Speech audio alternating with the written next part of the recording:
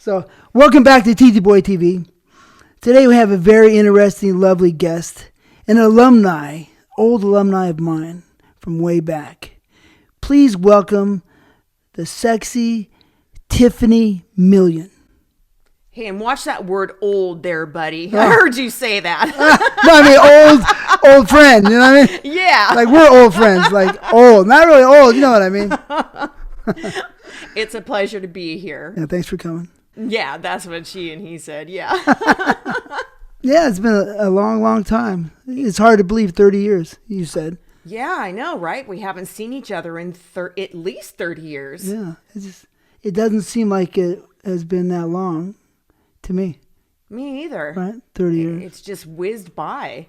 It just seems like the other day we were doing a scene together. I know, right? Right? I think the last scene we did was with, I don't want to talk about that. I want to get to the beginning, right? So I always like to start at the beginning with my guest. Okay. So let's start from the very, very beginning. Where and when were you born? I was born in Richmond, California, which is in the San Francisco Bay Area, on April 6, 1966. And my birthday is very easy to remember, 4666, which is for Satan. Wow. So that's what I always tell people. You'll never forget my birthday. Just remember, for Satan. And people always kind of look at me like, huh? What? Right, that's a crazy... Just cracking a joke. Hello. That is a crazy birthday, though, kind of, right? It is, right? 666. And not that many people have that, I don't think. Yeah.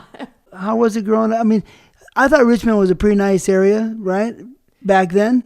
Back then, in the 60s, Richmond was a nice middle-class neighborhood. Not anymore. Richmond is the straight-up ghetto now. It's a very high-crime city.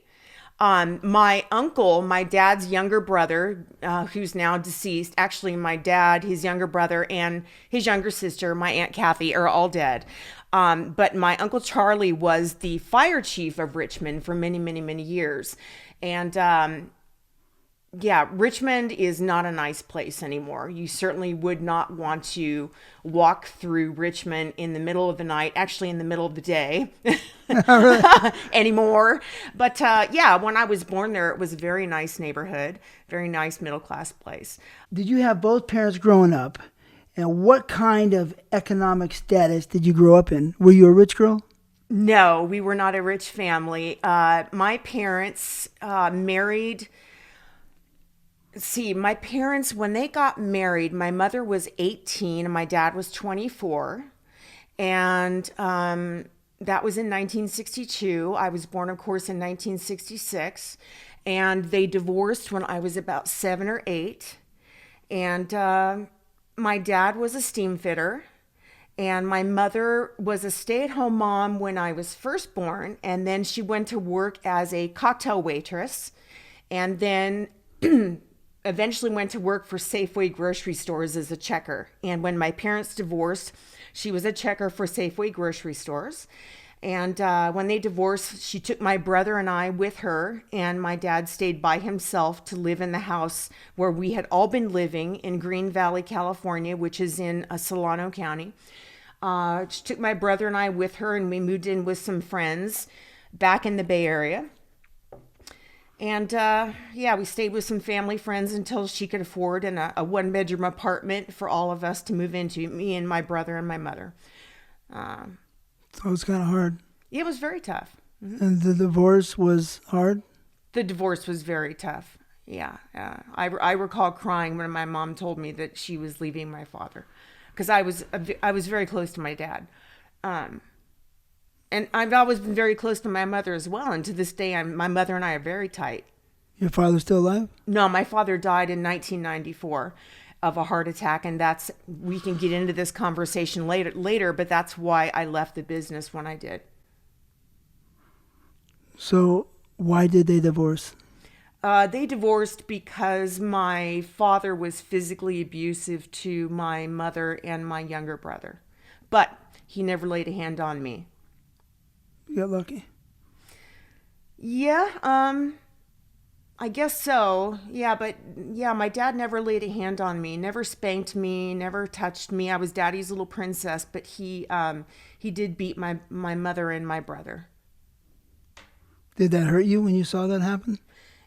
Yes, it did hurt me. I recall very distinctly one time witnessing my father beat my mother in the entryway to our home, the first home that we lived in, and my mother crying. And then I recall a time after my parents divorced when my father took my brother and I for visitation on a weekend. My father told me to go onto the front porch and close the door behind me. And as I was sitting on the front porch, I heard, "No, Dad, no, Dad, no."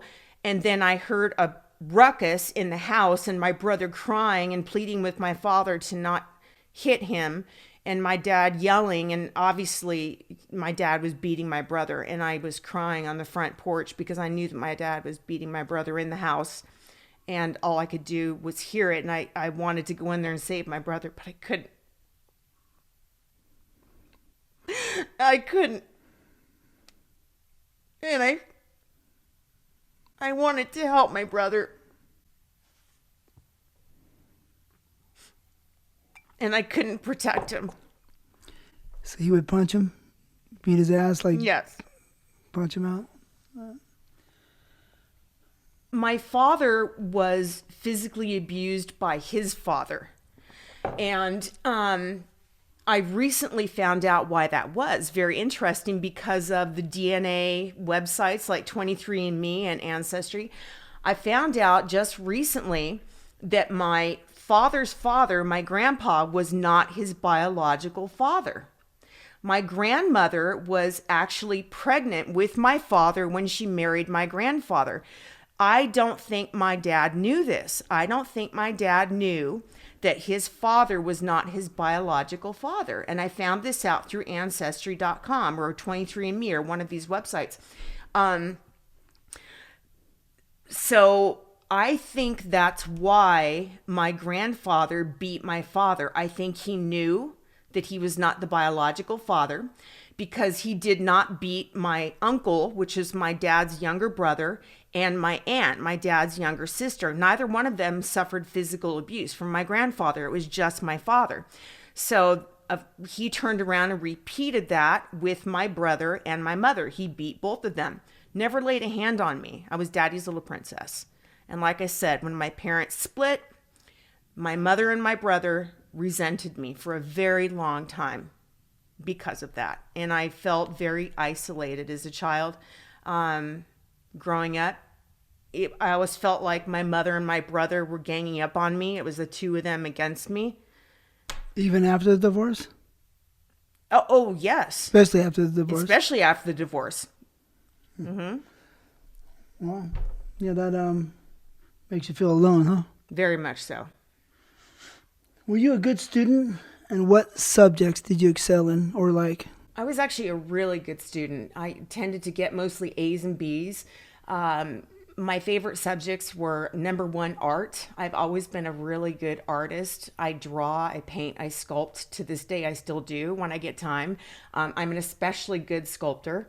I excelled at most subjects, but the subjects that I was especially poor at was number one, PE.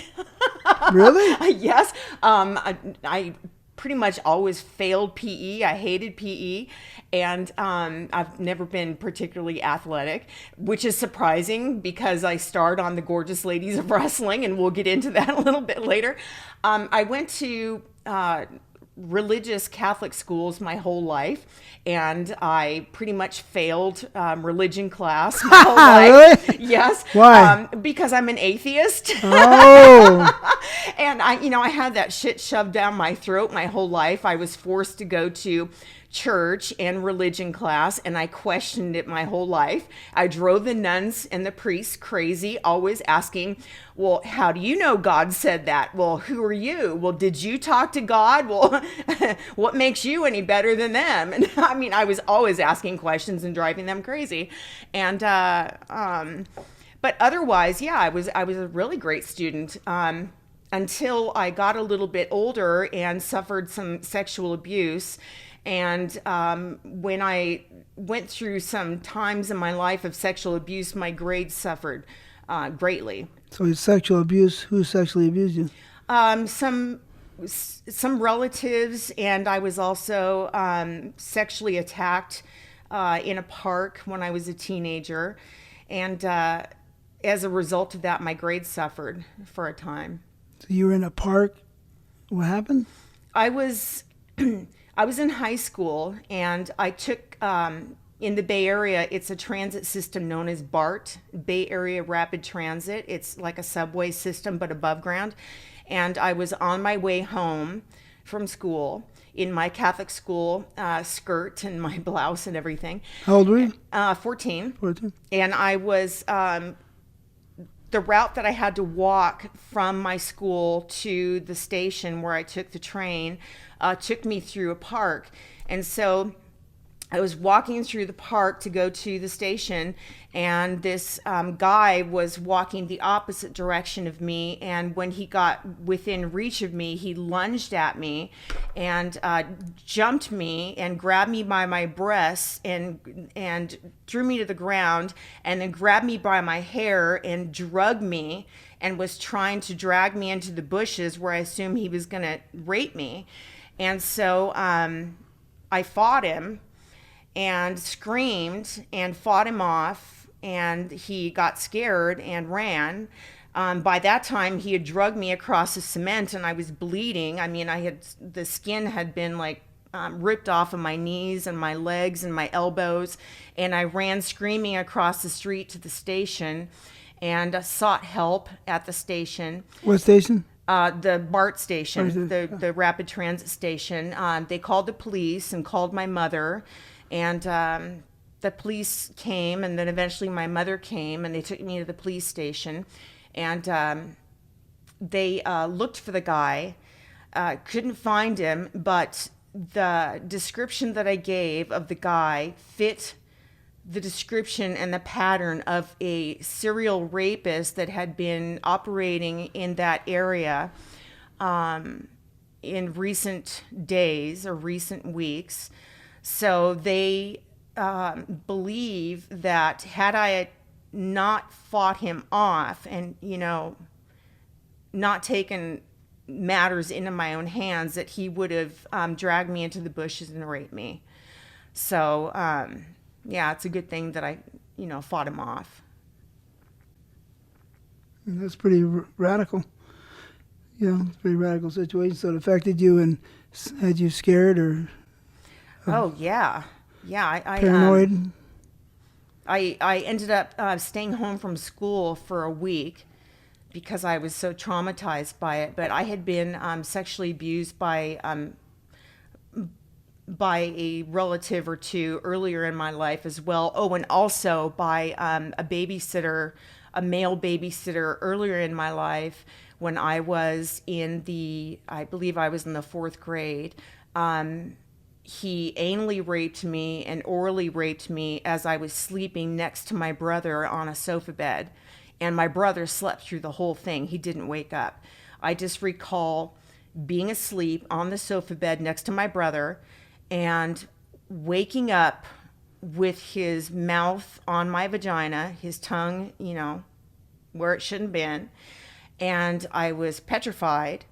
And so I pretended like I was asleep, and I rolled over, pulled my pajama pants back up, and he got off of me. And then a little time elapsed, and then he got back on top of me and pulled my pajama pants back down and put his penis in my ass and anally raped me.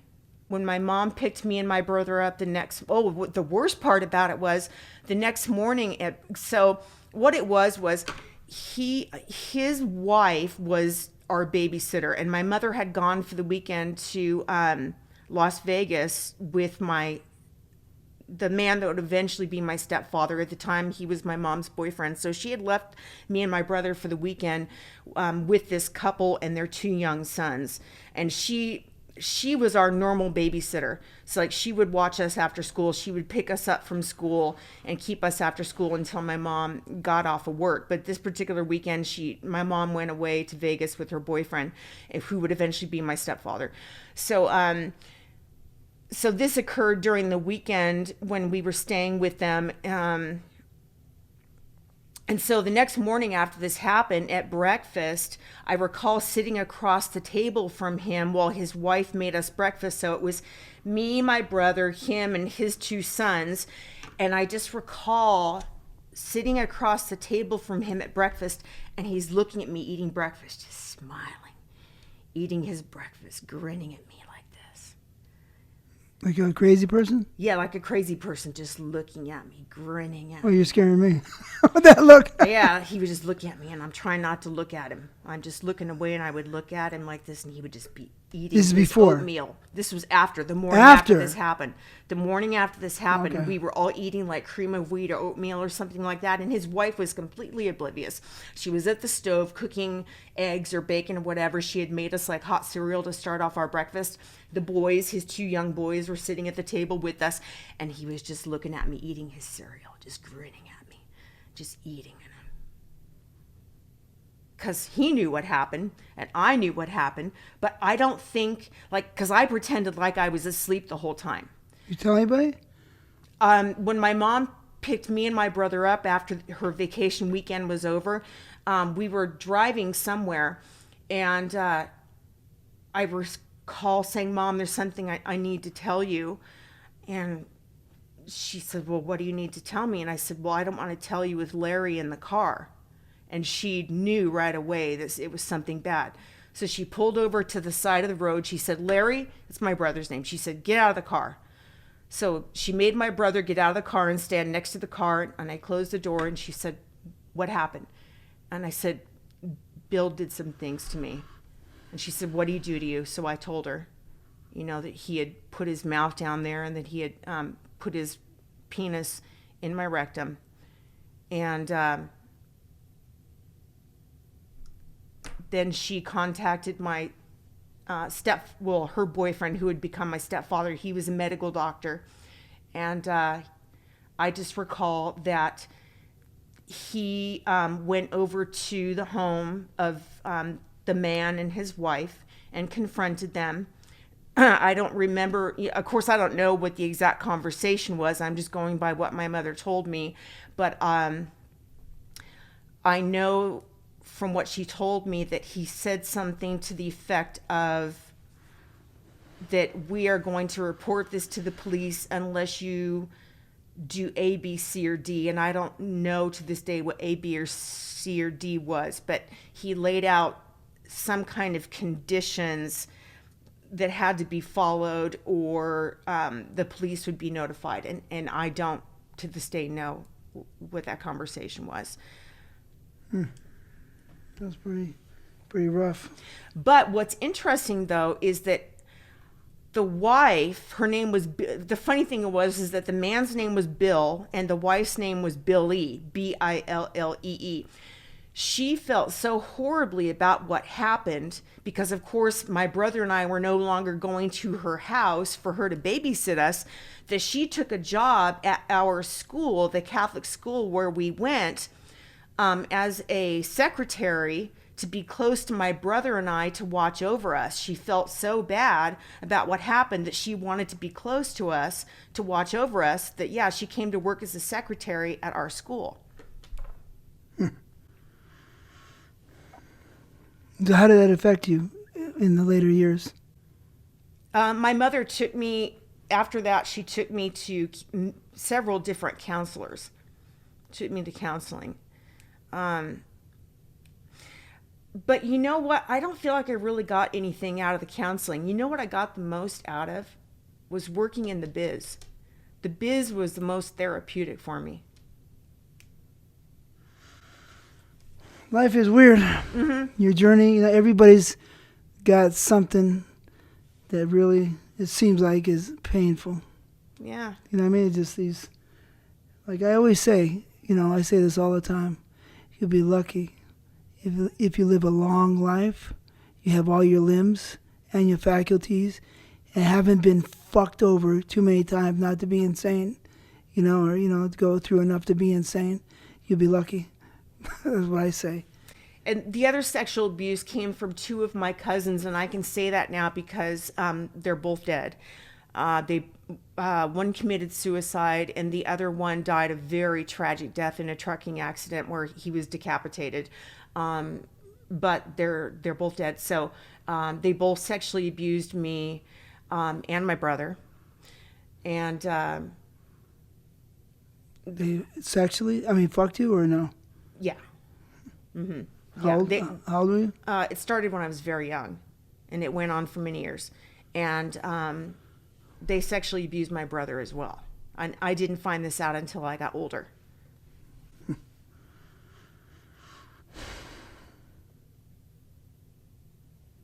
All right. That's not good. No, not good.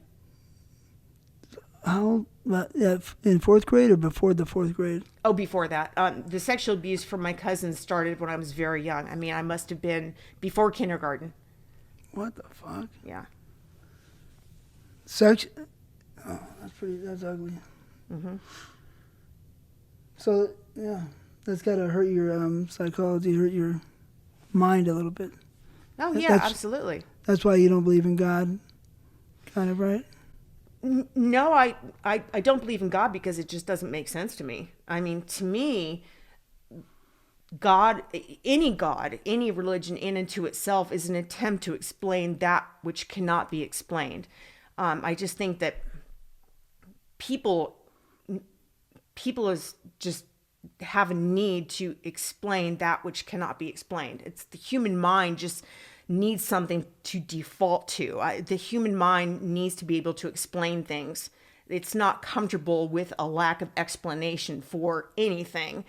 I'm okay with not having an explanation as to why we're here, how we got here, and where we're going when we're not here. I'm perfectly fine with that. I just think that most people need an explanation. So God and religion and all that horse shit is just an attempt to explain or provide a default explanation for all of that. And I'm perfectly okay with not having an explanation. Yeah. As time goes on sometimes, 'cause I was raised very religiously. Mm-hmm. And, and I say it's hard to understand what really is going on, with the spirituality, with your spirit, with who created you. You hear these stories about the Anunnaki and this and that, and I would almost believe more of that, Yeah, exactly. Then 2,000 years ago, 3,000 years ago, we were right. No fucking way. That's like the other day almost. Because, you're almost 60, I'm almost 60, right? That's nothing in time, right? It's not very long. No, and so you're saying 2,000, 3,000 years ago, the people were made, or 4,000 years ago, whatever you're trying to say, BC, right? I don't believe it. Humanity, I believe, has been here a long time. Belief in and to itself, just the word belief is, we could get into a whole discussion just about the word belief, but regardless of what you believe or what you don't believe, none of us really knows. So just believing anything in and to itself is just kind of a waste of time, because none of us knows. It doesn't matter what you believe. So you're gambling. Yeah, it doesn't really matter what you believe. None of us really knows, and you're never going to know until you die. And even then, when you die, the lights go out, and you're really not going to know anyhow. So what does it really matter? Just live your life, enjoy your life, be the best human being that you possibly can, do unto others as you would have them do unto you, be kind, just be a good person. Yeah, while you're here, try and do all you can do, and be good. Yeah. Yeah, just be a good person. Just do in your heart what you know to be the right thing to do, because you're never really gonna know. It doesn't matter what the fuck you believe. No, it doesn't matter. Really. It only matters to you. You know what I mean? Because only you can be controlled by you. But I also respect other people's beliefs. If people do hold religious beliefs, I completely respect that. I don't begrudge anybody their beliefs. Yeah. No, I don't. say that for me, I don't say that there's no God or there is a God, but the stories don't add up perfectly, like you're saying. So right, I'm with you. And I believe, live and let live. Yes, absolutely. That's what I believe in, right? Don't fuck with me. I don't, do all you want to do. Don't hurt me or my family, or anybody I know. Do what you gotta do. I'm 100% with you. So let's get back to it. So you said you didn't really like sports that much, but what sports did you play in school, if any? I played girls basketball when I was, I don't know. I must have been in the 5th or 6th grade. And there's a little story about that. Uh-oh. Back in the 80s, it was all over the news that there was this Catholic priest who was molesting the boys in his parish. It was all over the news. His name was Father Steve. And that particular story launched the whole mess about Catholic priests molesting boys in their churches, in their schools, and their parishes. Do you remember that? That was the first case. The first case that came about of a Catholic priest molesting boys was the case of Father Steve, and I can't remember his last name.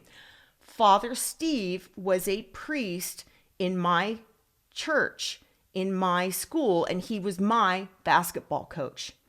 Oh, it's a good thing you're not a boy, huh?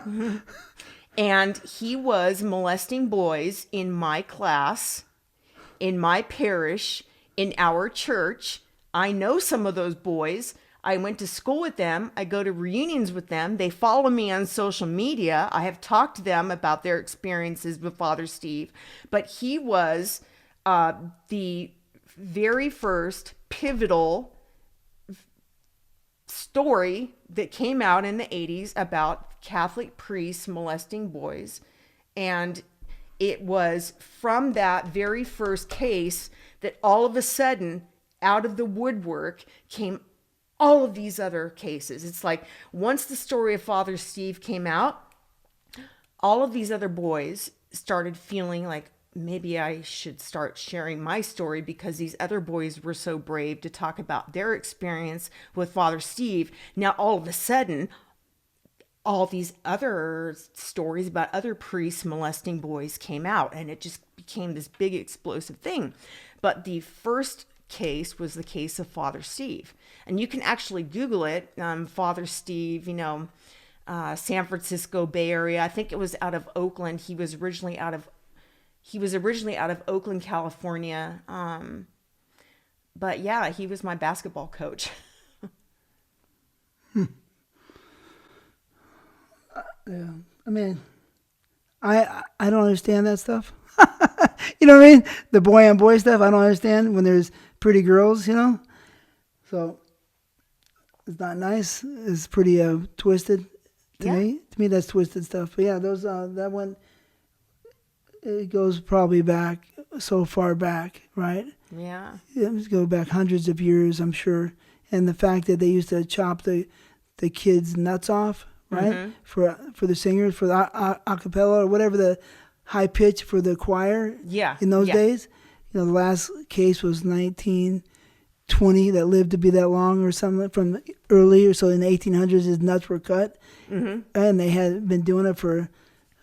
You heard about that, right? Yes, 200 or 300 years. Like, what the fuck? What would you? That's just insanity. All that stuff's insane. But I'm sure they're probably fucking them in the ass too, boys.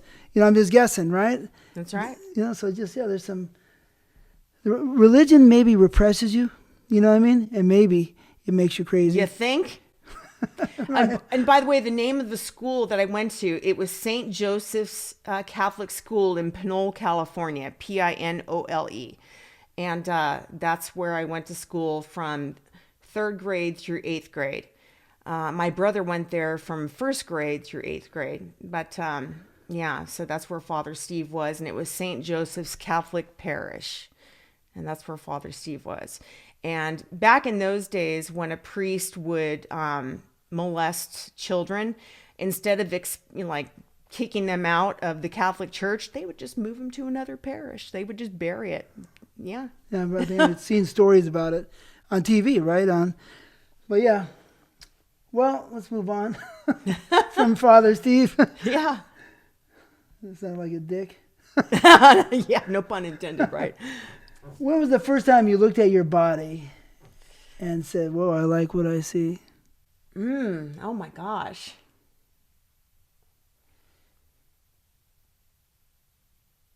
That's a tough one. Probably my first boyfriend that I had sex with when I was 17, because I recall him standing me in front of a mirror and saying, "Oh my God, you're so sexy." And I thought, I am? He's, "Look at you, you're so sexy." Yeah. And I just recall looking in the mirror at my body thinking, "You're insane. Like, what are you talking about?" I always thought you had a hard body from what I remember. I did. You know? I worked out like a fiend when I was in the business in the early 90s for many years. But when you were young, you had a hard body too? Well, I think I was naturally like lean and muscular. That's what I'm guessing. You know, I would think that. Yeah. Mm-hmm. So to me, it seems like he was speaking the truth. But that was back before I had my first boob job. So like my boobs were like a size A, B cup. I had very naturally small breasts. Yeah. But A nice body and shape and skin. And you had a fat pussy. It was pretty pussy. I remember, you know what I mean? So well, I have a very unique pussy because I have no labia. Right. I mean, you could literally take a picture of my pussy and line it up with pictures of 1,000 other pussies, and you could easily pick mine out because I have no labia and I was born that way. So it's very distinctive. Genetics. Because I'm a philosopher or a scientist on fat pussies. You know, I always inspect them since I was a kid, right? Anyways. You think I have a fat? I don't think my pussy is not fat. super fat, but it is fat, but it's pretty because the labia stick out. You know, it's been 30 years, right? Yeah, but I don't have any labia. Like I have just a hood. I mean, yeah, the sides stick out, and that's like a fat pussy. Yeah, I know, but I don't have those. I don't like. It's literally just the hood. Like I was born without the things that stick out, the labia. I don't have any. No, but you have. It's just they're fat on the side, right? Mm-hmm. Right. So it's like like that. Yeah, that's all it is. That's all I have is just this part, which is the hood. The little flower things that stick out that most women have, the labia, I don't have those. Never did. Right, but they're I call it tucked in. Yeah. Right? So I call it a fat pussy, you know what I mean? With the labia is hanging out, people can have those. I like them tucked in nice and pretty. Yeah, and I was born without them. Everybody thinks I had them trimmed off because like Houston, porn star Houston, apparently I was told that she had hers trimmed off surgically. Wow. And everybody always thinks I had mine trimmed off surgically. I'm like, no, I was just born that way. I was born without them. I don't have any. Well, I don't think everybody knows too much about pussies. Because when I got in the business, I was already in the puffy pussies. And I asked everybody who was in the business, you know, fellow actors, they go, "What's that?" I go, okay. So, you know, I kind of brought the idea of fat pussies, puffy pussies way back. I even made a movie called Dr. Camel Toe's Puffy Pussy Adventures back in 1997 or something. Well, you're probably talking about my pubic bone because I have a large pubic bone. And my trainer, Maurice, when I used to work at a Gold's Gym in North Hollywood, his nickname for me was Puffy because I have a large pubic bone and that part of me that makes my pussy look puffy. So he used to call me Puffy because of that, because I had a large protruding pubic bone. So he'd be like, "Hey, Puffy." So that's probably what you're talking about. Well, yeah, for sure. But still, they're tucked in, so not, you know, so it makes it look like a camel toe. Oh, right? yeah. Oh, I see what you're talking about. Okay, yes. So when the girl's, you know, in a bikini, and she does have that bone sticking out a little extra, and it's puffy at the same time, I would look and I'd be like, kryptonite, when I was a kid, right? I'd be like, oh, God.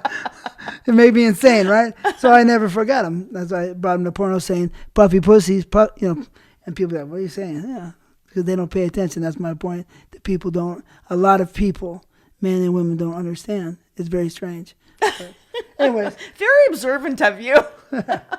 I remember, right? So I remember a lot of things. Yeah. Anyways, so you said wow. He said wow. You said wow about him saying it, and he said wow because your body's nice. I believe him. So, can you remember? Say, when was your first kiss? Was it a boy or a girl? And what was their name?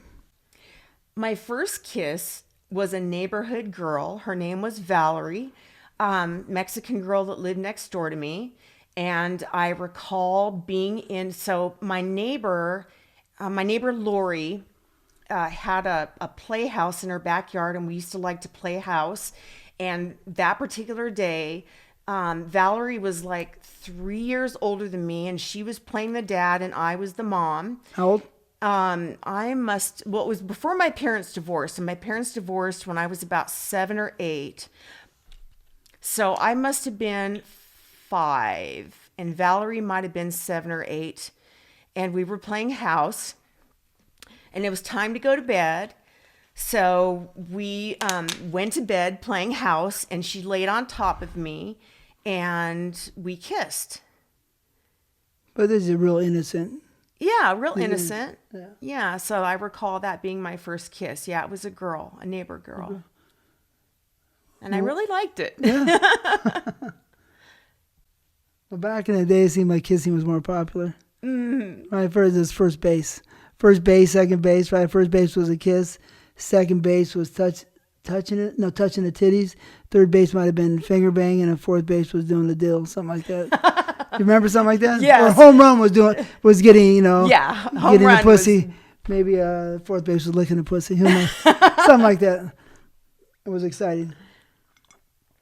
Now I hear stories just bend over and they go straight to home base. Yeah, times have changed. Yeah. And I remember not only did she kiss me, but she was grinding on me as well. Oh, I remember shit. her grinding on me as well. Yeah. Uh-oh. Mm-hmm. So there was something going on. All right.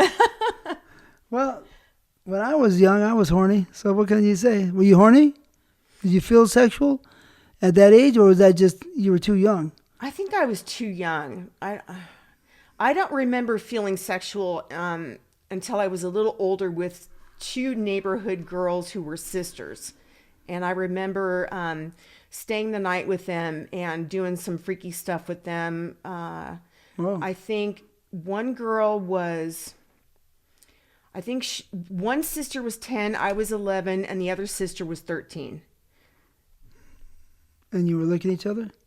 I was licking with the older girl. Yeah. Licking her pussy. She was licking me and I was licking her. So we were trading off. Yeah. Okay. And she was 13, you said? She was 13. I think she was 13 or 12 and I was 11 and her younger sister was 10. Okay.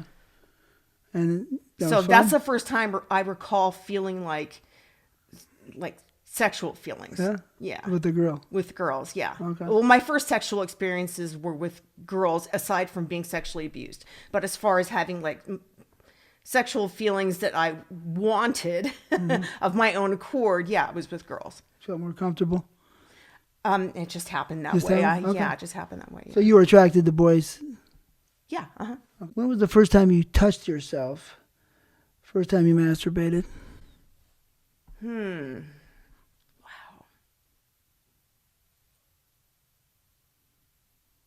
I don't recall. I was trying to think of the first time I ever had a vibrator. Because, boy, when was the first time I had a vibrator? Gosh, TT, I don't remember. So it's not really when you were young. It wasn't your thing. You would No. remember if it was. Yeah, I would remember. No, I really don't remember. Okay. Well, then it doesn't matter because if it meant something, you would remember. Yeah. So it wasn't your thing. No, I don't remember. How old were you the first time you had sex on your own accord? The first time I had sex, it's kind of a funny story. I was 17 and it was with my first boyfriend. And I actually did not mean to have sex that day. I was kind of tricked into it and I went along with it because I felt stupid. So what happened was, he asked me to play hooky with him that day. He was 19 and I was 17.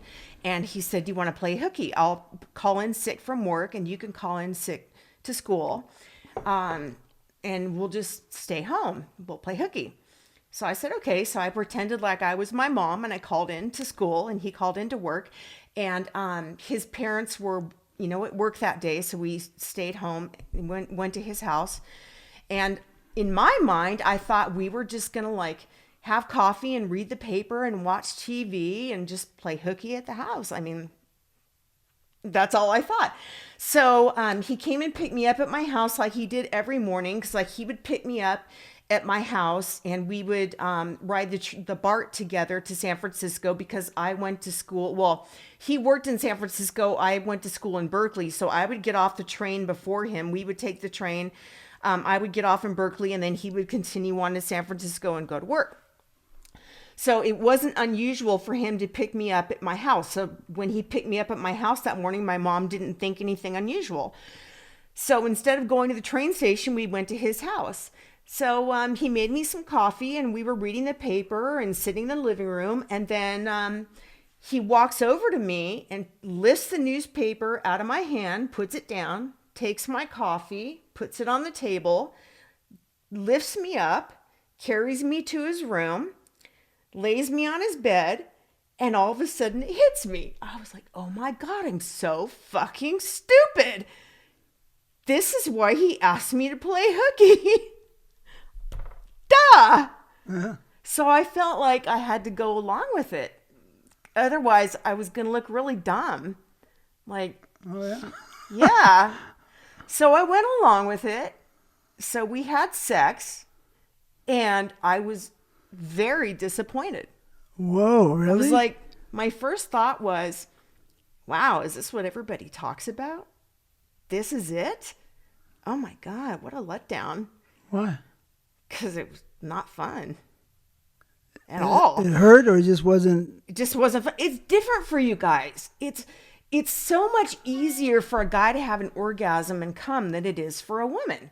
You guys stick it in, it feels good, you have an orgasm, you come. Women are much more complicated. It just doesn't happen that easily. And I was like, this is it. So we did it 4 or 5 times. And I kept thinking, maybe if I keep doing it. 4 or 5 times, what does that mean? Well, he would fuck me and come and then go get another rubber and we would do it again. And because he would go in his parents' room, because he was living at home, and we'd go in his parents' room and get a bunch more rubbers, and we would do it again, and we just kept doing it. And I kept thinking, maybe if I keep doing it, it'll eventually feel good. And no, it didn't. I was still very let down. Didn't feel good. Didn't hurt, but didn't really feel good. Wasn't getting anything out of it. And sex didn't really start feeling good for me until I got a little older, probably till I was in my mid-20s. Wow. So that was your first boyfriend, the guy who said your body was nice? Actually, no, it was my second boyfriend that said I had a nice body. I forgot. Okay. It wasn't the first one. Yeah. Okay.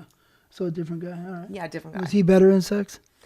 Yeah, he was a little better at sex, but I still wasn't really enjoying it. I just kept doing it, thinking eventually it's gonna live up to those movies, and you watch it in the movies, and everybody's having such a good time, and I'm like, that's what I want. When is it gonna feel like that? What you see in the movies, Wow, it's. Because you hear about it. You hear about it your whole life growing up. Sex, it's so great. It's this and that. And then you do it and it's like, wow, that's it. Were you more into romance maybe? You think? You needed romance with it or just wasn't feeling good? It just didn't physically feel good. I wasn't orgasming. I just think that women's bodies are more complicated. It just takes more for us to enjoy sex and have orgasms. I mean... So, some bodies, everybody's made different, it seems like. And so some girls are harder to come. They're harder for them to come. You got to have more skills if you're a guy and work harder, So were you a perverted person growing up? You know what I mean? What type of thoughts consumed your mind on a typical day pre-18? And a lot of weird stuff happened. I wrote this question, but were you perverted at all?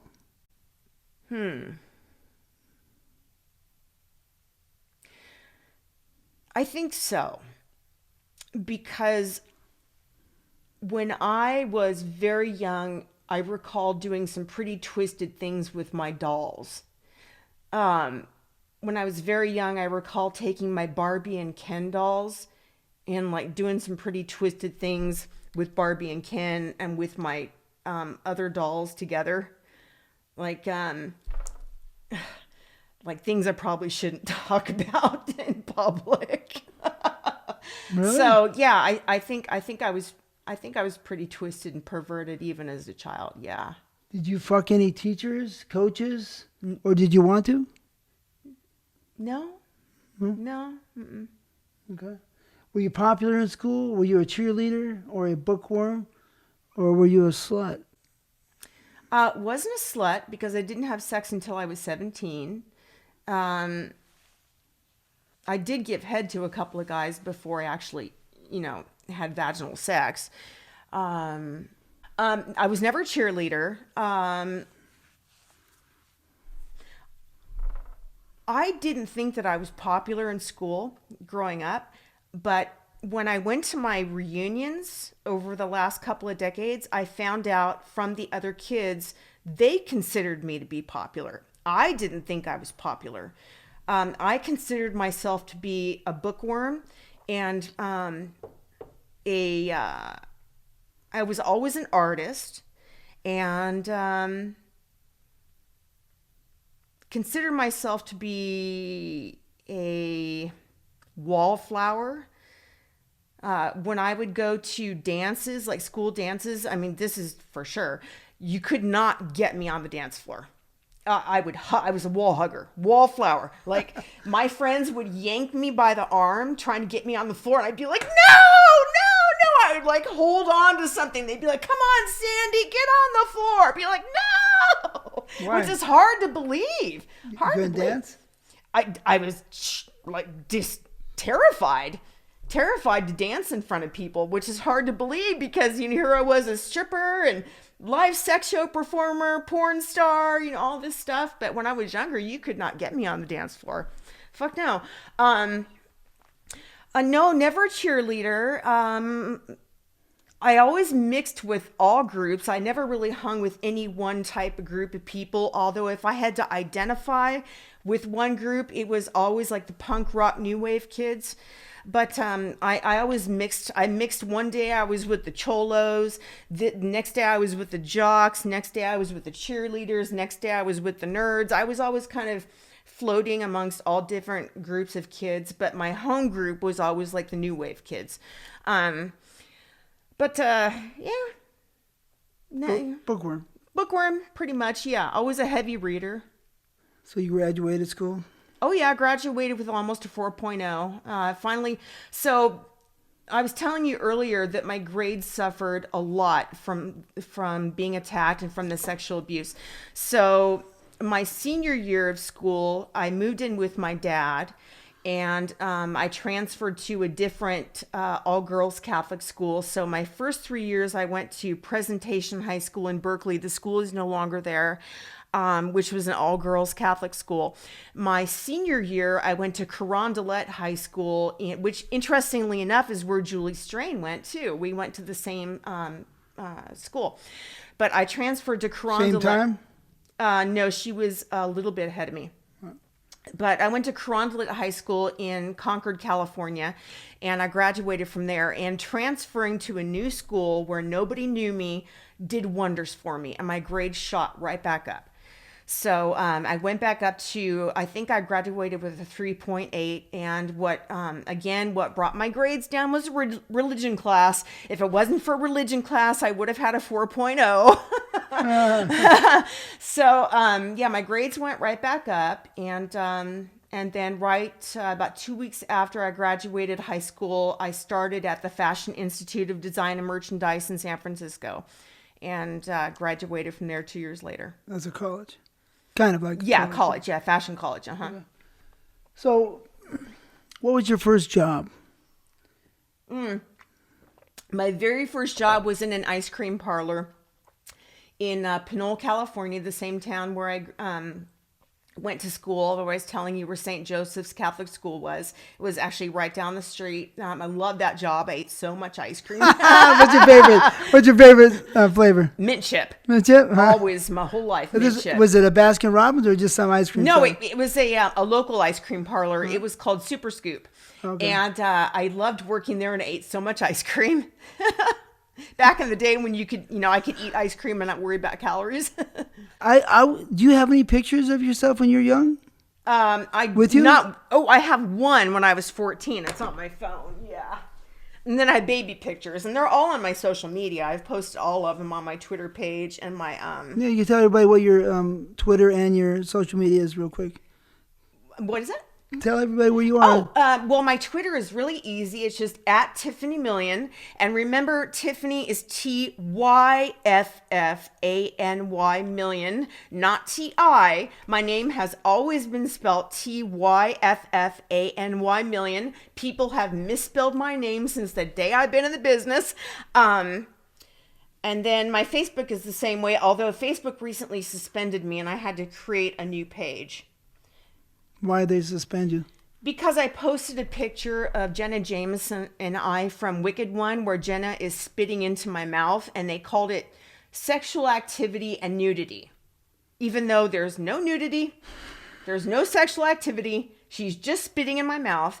I appealed and won, but they still felt the need to punish me. So they told me they were suspending me for 3 days on January 5th. Here it is. Today is the 25th. Mm-hmm. So it's been 20 days. I'm still suspended. So I created a new page, and it's a professional page. They wouldn't let me create another personal page. They couldn't. And I lost 4,000 followers. They could have just given you a warning. They could have, but they didn't. They suspended me. Oh, well. Oh, well. What you gonna do, right? Well, be pissed off. Doesn't help. Doesn't help, but. And it takes a lot to piss me off because I'm not an angry person. I honestly can't remember the last time I was angry. Really? Wow. I'm Teflon coated. Things just roll off of me. That's good. The way you see me now, this is the way I am all the time. 24/7. I'm always in a good mood. I'm always bubbly. I'm always happy. Everything rolls off of me. I'm like a flower child. I just don't get angry. What's your secret? I don't know. This is just the way I've always been. If anybody's going to make me angry, it's going to be one of my 2 daughters. And even they don't make me angry. So I don't know what to say. I just don't get angry. So she's going to look for that picture, but I'm still going to ask her a question while she's looking. Your first job was at the ice cream place. Did you have sex at the ice cream store? How old were you when you worked at the ice cream place? I was 15 and a half when I started there. Okay. No sex, because you said you didn't have sex. Didn't have sex until I was 17. Well, here's a picture of me and my mom at my brother's. That's me when I was, how old am I there? My brother was graduating high school. So I was 20 there. That's me and my mom when I was 20. On the right. Because you both look pretty young. Yeah, well, the one with the short brownish hair is my mom. And then that's me. I was stripping there at the Mitchell Brothers O'Farrell Theater. Whoa, and really? that's, yeah. That's old school. Mitchell. Yeah, that's me at my brother's high school graduations. That's me and my mom. And I've got a ton of pictures on here of me when I was younger. There's a picture of me and my mom and my brother growing. I mean, these are all on my social media. Oh, here's me when I was 14. Yeah. There's baby pictures of me right underneath. Come on. There's me when I was 14. Before my nose job. Before my boob job. Yeah, you look like a cute girl. You look like the girl next door, kind of. Yeah, pretty much. much. Would you consider yourself like that? Yeah, girl next door, huh?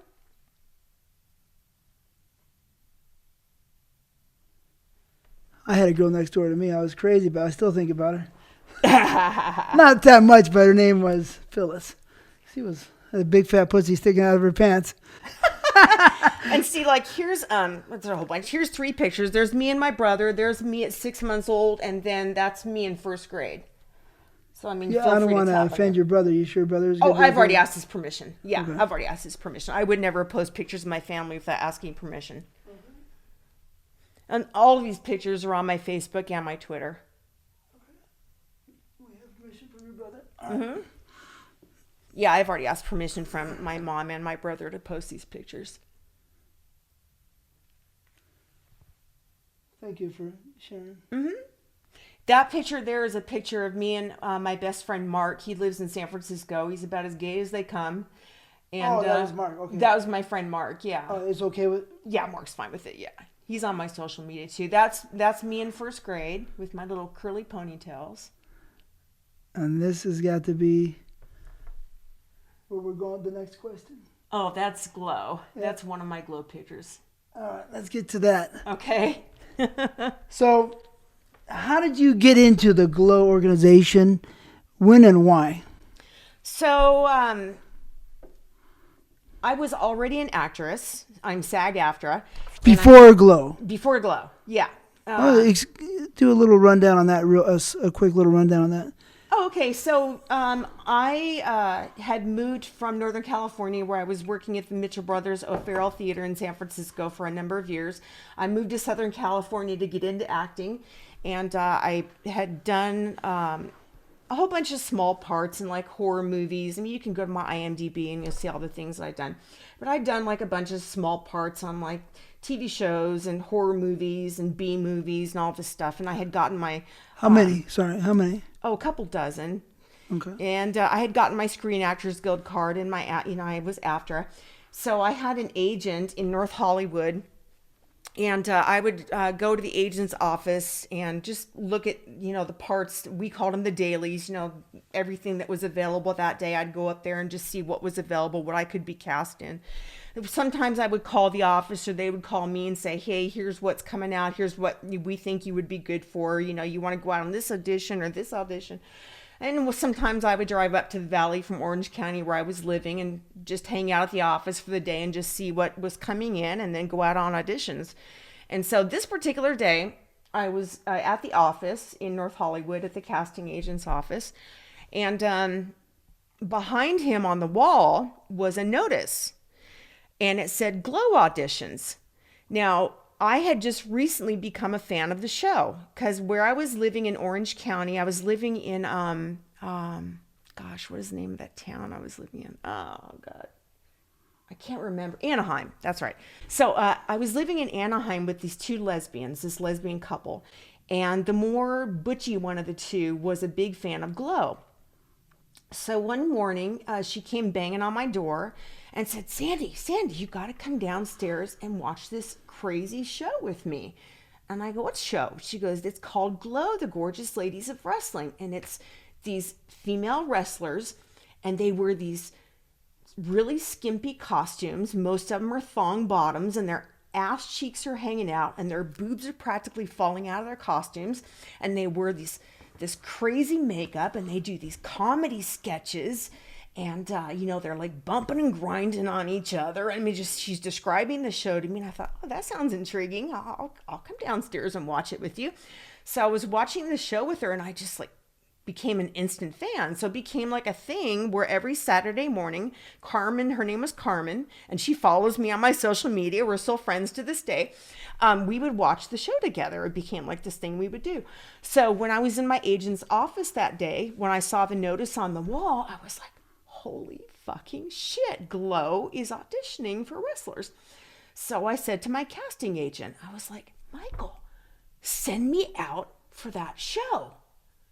And he's like, you want to go out for that?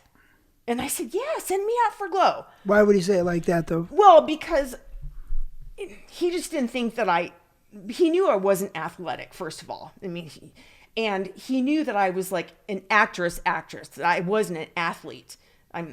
Okay. He just didn't think that it was something that I would do. And so he was kind of shocked that I wanted to go out for it. So he's like, you want to go out for that? And I said, yeah, send me out for that. And he was like, okay. So he called Matt Simber, who was the director of Glow. And Matt Simber, little note about him, Matt Simber was married to Jane Mansfield when she got killed, when she was decapitated in the accident that she was in. And they had a son together, Tony Simber. Tony Simber was our assistant director. So Matt and Tony Simber ran Glow. So Matt met with me at his tennis club in West LA. So I went out there and met with him for about 2 hours, and he cast me on the show on the spot. He cast me after I met with him for a couple of hours. So another little bit of trivia: when I saw the glow notice on the wall behind my casting agent, next to the notice was a headshot on the wall. And so my eyes traveled over to the headshot. Like after I said, hey, send me out for that show, I want to go on Glow. I said, by the way, that headshot next to the Glow audition notice, who is that gorgeous man in that headshot next to the Glow notice? And my casting agent turns around and he goes, oh, you mean that? He goes, that's John. He's going to be a big star someday. It was Johnny Depp. Oh, really? Johnny Depp and I were cast out of the same casting office for a couple of years before he got on 21 Jump Street. Oh, yeah? Wow. Did you meet him? No, never met him. Okay. He seemed like he was a cool guy in 21 Jump Street. Yeah, exactly. Just a little bit of trivia for you. You know, that very same day that I saw the glow notice on the wall behind the casting agent, Johnny Depp's headshot was tacked on the wall next to it. I'm like, who's that hot looking guy? And he's like, that's John, going to be a big star someday. And guess what? He was. He did his thing. Yeah, he sure did. So you go into Glow. So Matt Simber cast me on Glow, and the next step was all the girls who were cast on the show had to meet. They gave us a day and a time and a place. We all had to drive to Vegas and meet at this apartment complex. They put us up in these really cheap, seedy apartments. And then they kind of went through a weeding out process. I'm trying to remember how many girls showed up. It was quite a few. But they weeded it down to about 40 or 50 girls.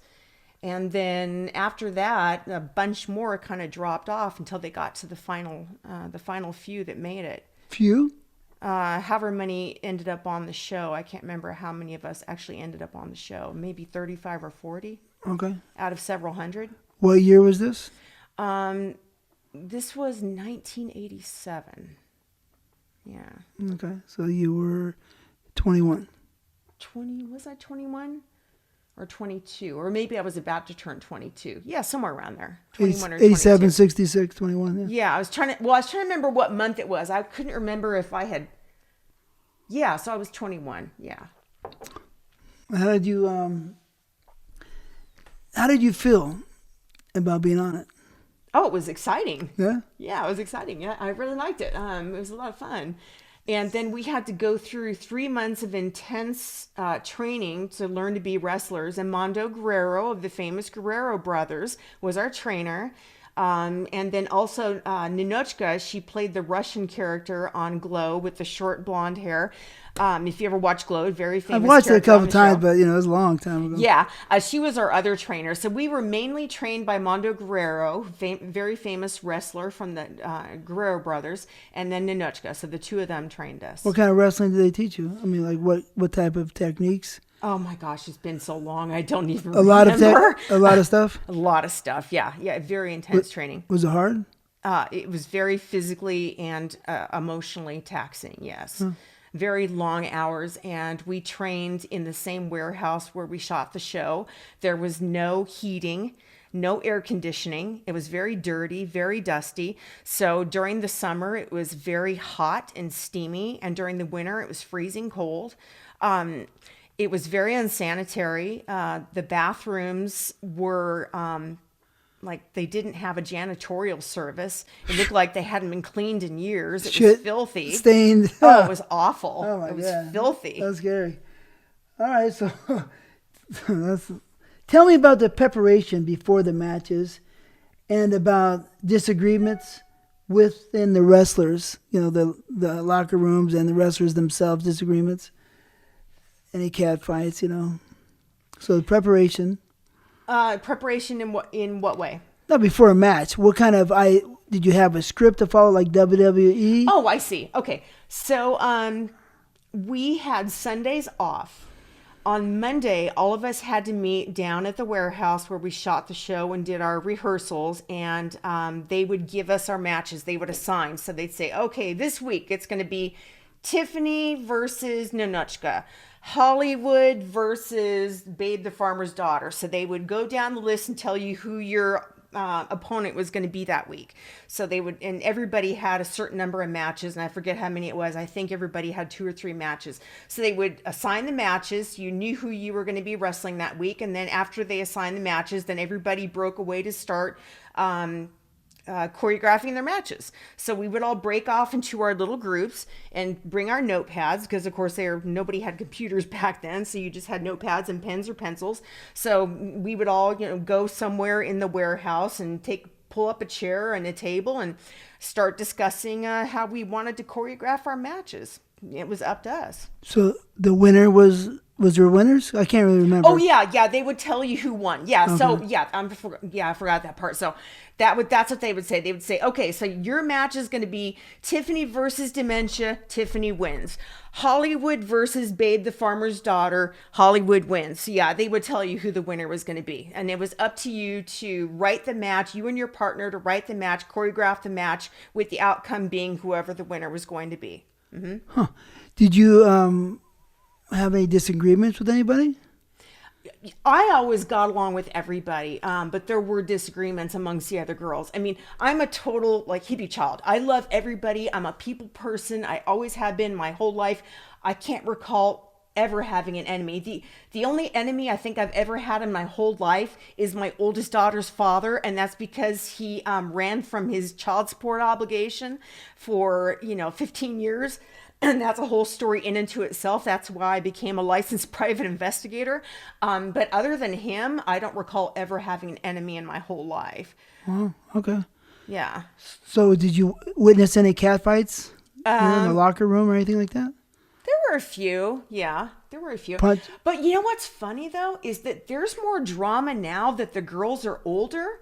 There's more drama between the former Glow Girls now than there was back then in the 80s.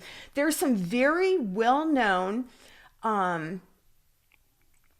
fights and bullying and drama going on at this moment amongst the former Glow Girls at this age, and it's all over the internet than there was back then. Oh, people love it. That's why. Right? It's crazy. It's shocking. These girls are in their late 50s and 60s, and they're airing their dirty laundry on these glow groups and on the internet and on social media. And I'm like, wow. What the fuck? People haven't lost it, I think. I mean, I don't want to talk crazy, but people lost a little bit of their minds. But what was your name? My glow name was Tyffany Million. Million. So okay. I was part of a tag team, the Park Avenue Knockouts, Tyffany Million and Roxy Astor. So the reason that they created that tag team was, so I was season 3 and 4. Season 1 and 2 was the Beverly Hills Girls. And so they fired most of the season 1 and 2 girls and brought on the new crew, the season 3 and 4 girls. So Roxy and I replaced Tina Ferrari and Ashley. Tina and Ashley were the Beverly Hills girls that we replaced. So we were the rich girls that replaced the other rich girls. So we were the East Coast counterparts to the Beverly Hills West Coast girls that were seasons 1 and 2. Tina, I was trying to remember what Ashley's last name was, but God, I can't remember. Anyhow, so Tyffany Million. Tiffany for Tiffany's in New York. Mellon for the Mellon Bank in New York. Tyffany Million. Roxy for the Roxy Theater, and Astor for the Waldorf Astoria, or the Astor family. So a very New York City tag team. Wow. The Astor family, that guy. Do you ever hear the stories about the Astor guy? Oh yeah, I read many stories. Yeah, they made us read up on it when they created the Park Avenue Knockouts. I had no idea what a New York socialite was. I had no idea. I knew what Tiffany's was. I had no idea what the Mellon Bank was. I knew what the Roxy Theater was. I had no idea what the Astor family was. I literally pulled that character out of my ass. The only thing I knew about Tyffany Million was that she was a daddy's little spoiled rich girl. That's all I knew. But the Astor family about the fur trade. Did you hear about that? Yeah, yeah. About how he used to kill everybody? Mm-hmm. He would pay the guy and then had some guys out there to get the money back, kill the guy, and all that stuff. Yeah, I did some reading on that. After they assigned us those characters, I wanted to delve into it to try to understand the characters. But yeah, I just had no clue at all. Because the way they explained the character to me was that they were New York socialites, rich socialites, and I was like, "What's a socialite?" I had no idea. I had no idea what that was when they tried to explain to me. But I don't feel bad. I wouldn't have understood it back then either. You know. Mm-hmm. Had no clue. I just pulled that character out of my ass, and that crazy laugh that I had is as Tyffany Million. I don't even know, but give it. Hi, everybody. Tyffany Million here with all the latest glow gossip. That's cool. I just pulled that out of my ass. That's nice. Did you like acting? Oh, I loved it. Yeah, totally loved it. All right, so I'm sure everybody wants to know this story. How much were you paid? For glow? Yeah, was it per bout or a monthly salary? Okay, so I'm going to share something with you that I learned very recently. When I was in Glow, I was paid, and I was under the assumption that all the girls were paid the same thing, except for the girls that had come from season 1 and 2, because of course they were paid more because they were veterans, like Sally the Farmer's Daughter and Mount Fiji and Hollywood. Of course, we would expect them to be paid more. But all of the rest of us that came on for just season 3 and 4, I was paid $400 a week. However, Glow held back $150 a week that was to be paid to us at the end of the season, so long as we towed the line, didn't commit any violations. So I was receiving $250 a week, plus they paid our rent, so we didn't have to, so they paid all our expenses. So we didn't have to pay rent, we didn't have to pay utilities, and we had unlimited access to the buffet at the Riviera Hotel. In Vegas? In Vegas, yeah. Okay.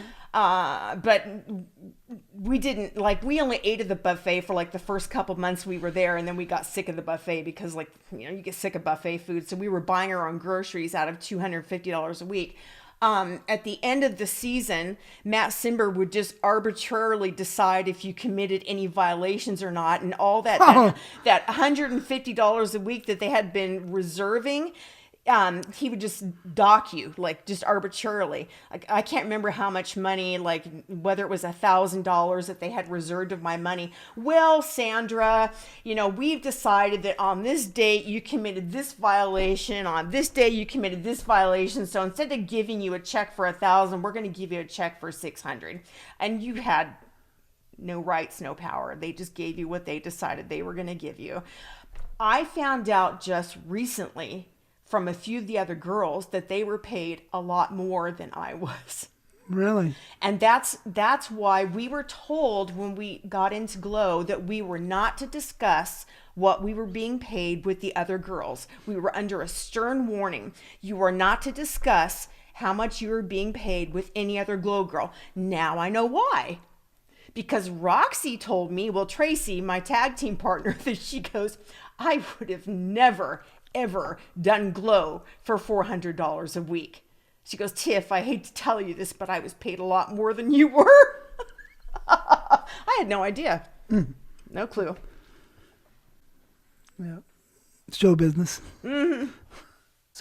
So this was all in a studio, pretty much? I mean, the warehouse? Was there any arenas that you went to? Anything like that? Well, we did live shows. They would take us on the road, yeah, and we would perform Glow live at stadiums and arenas around the country. Mm-hmm. So how was that? Oh, it was a blast meeting the fans and doing it live. We loved it, yeah. How big would the arena be? How many people would show up?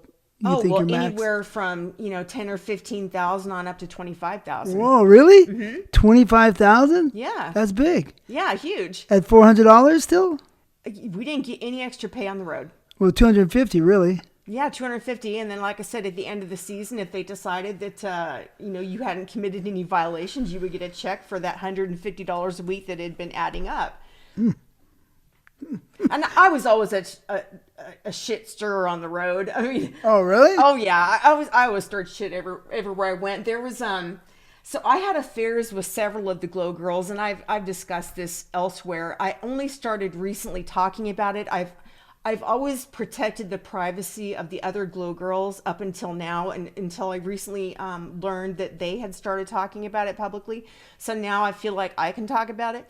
But I had a lesbian relationship with Nancy Daly, who played the character Dementia, the one with the axe.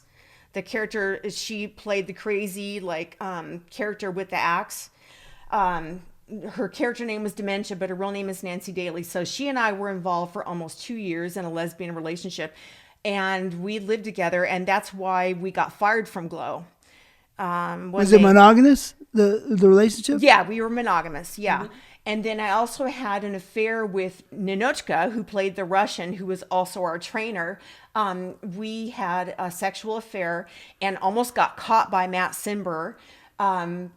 She was living at the Glow House, which was our main meeting place where we did all of our comedy sketch training, and it was like our main meeting place where all the girls would meet with Matt Simber. She had a room there upstairs, and she and I were up there having sex one time, and I remember Matt came home early and we heard him walk in the front door, and she's like, "Oh shit, Matt's here." Shh.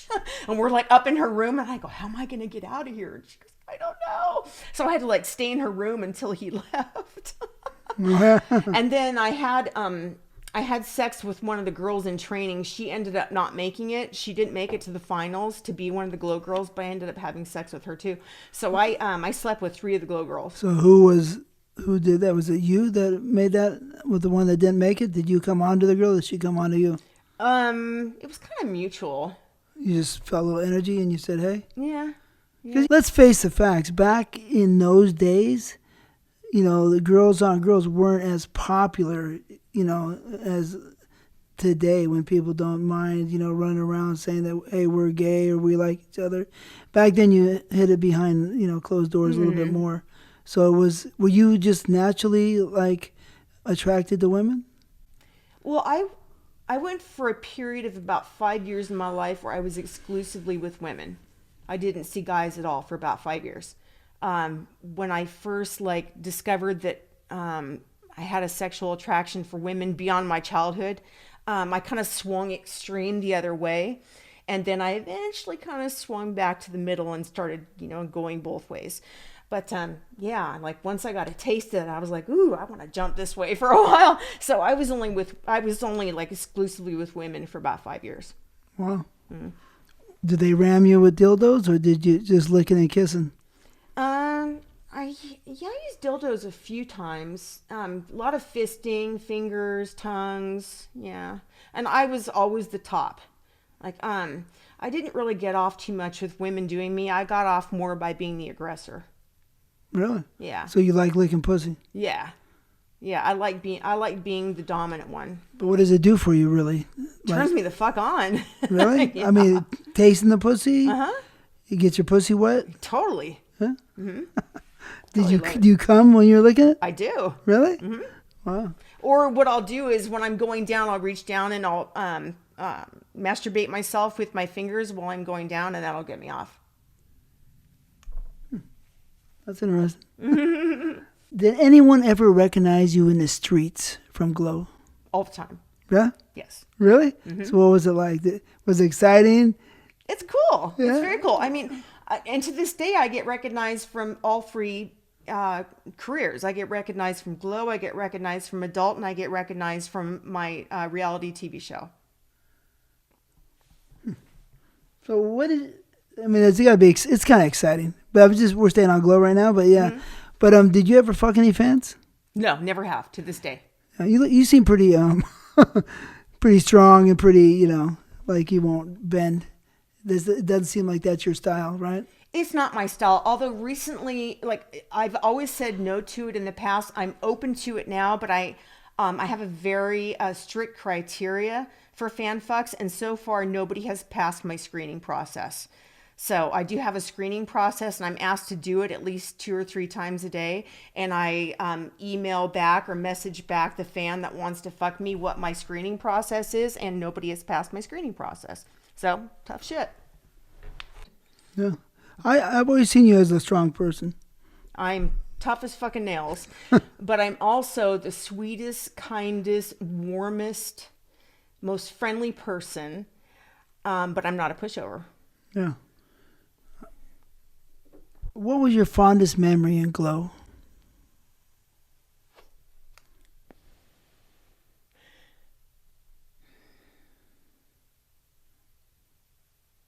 Fondest memory in Glow. Wow, there's so many.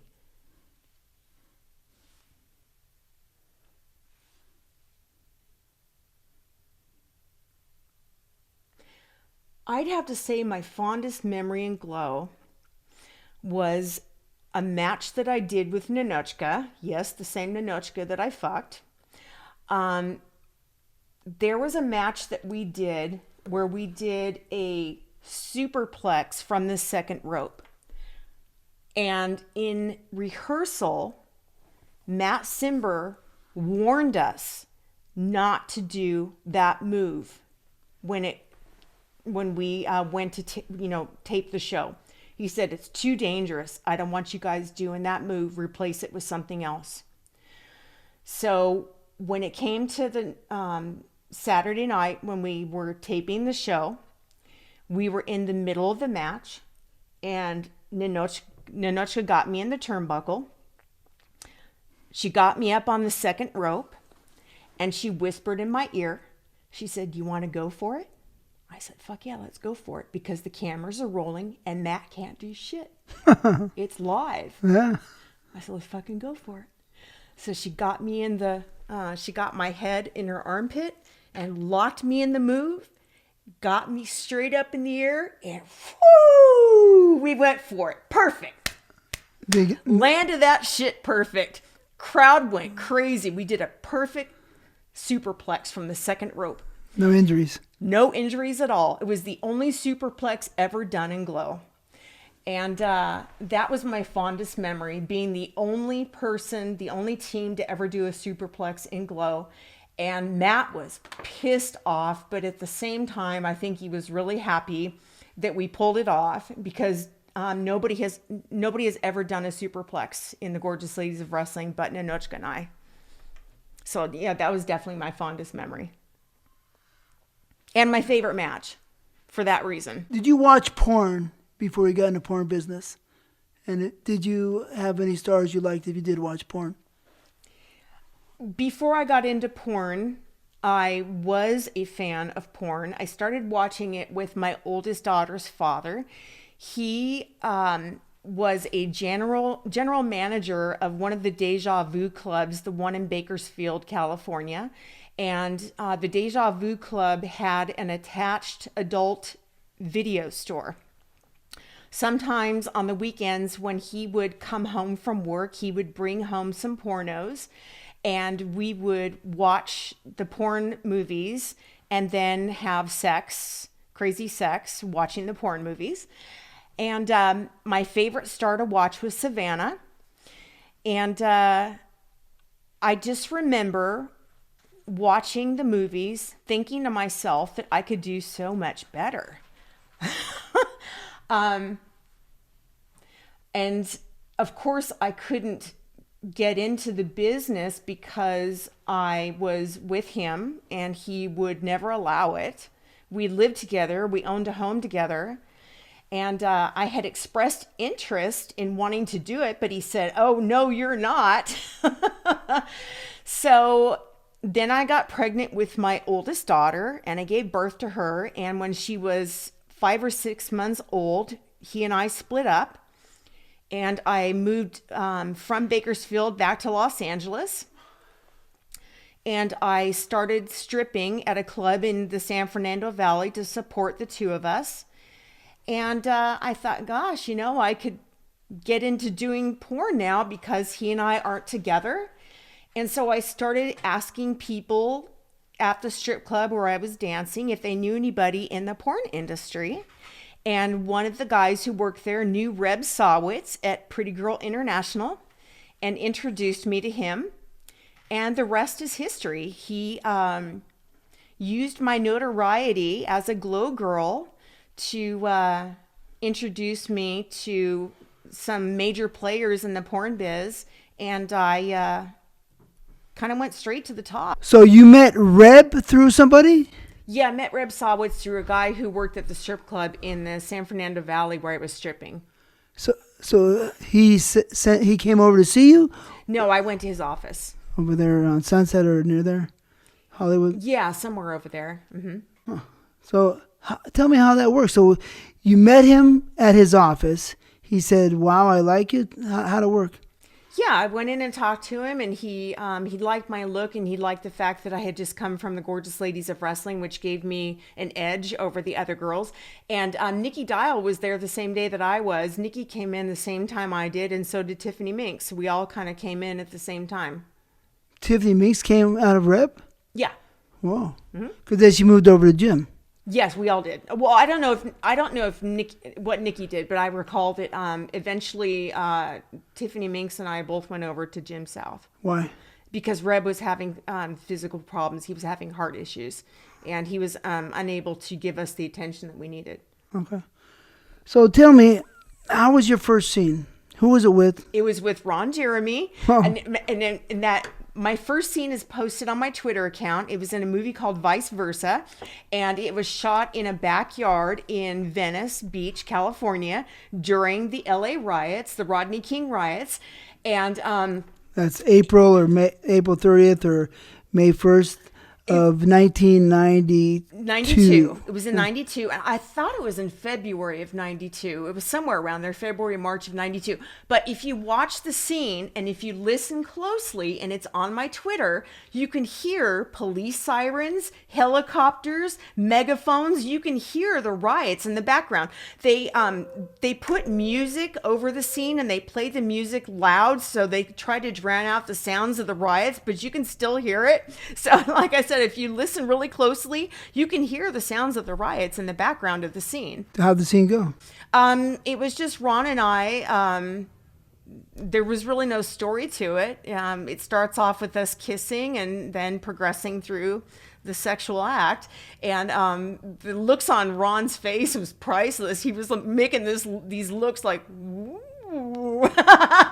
Like, wow. That's cool.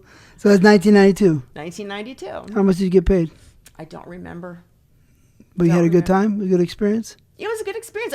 I was a total natural. It had no inhibitions whatsoever. Did he fuck you good? Kind of?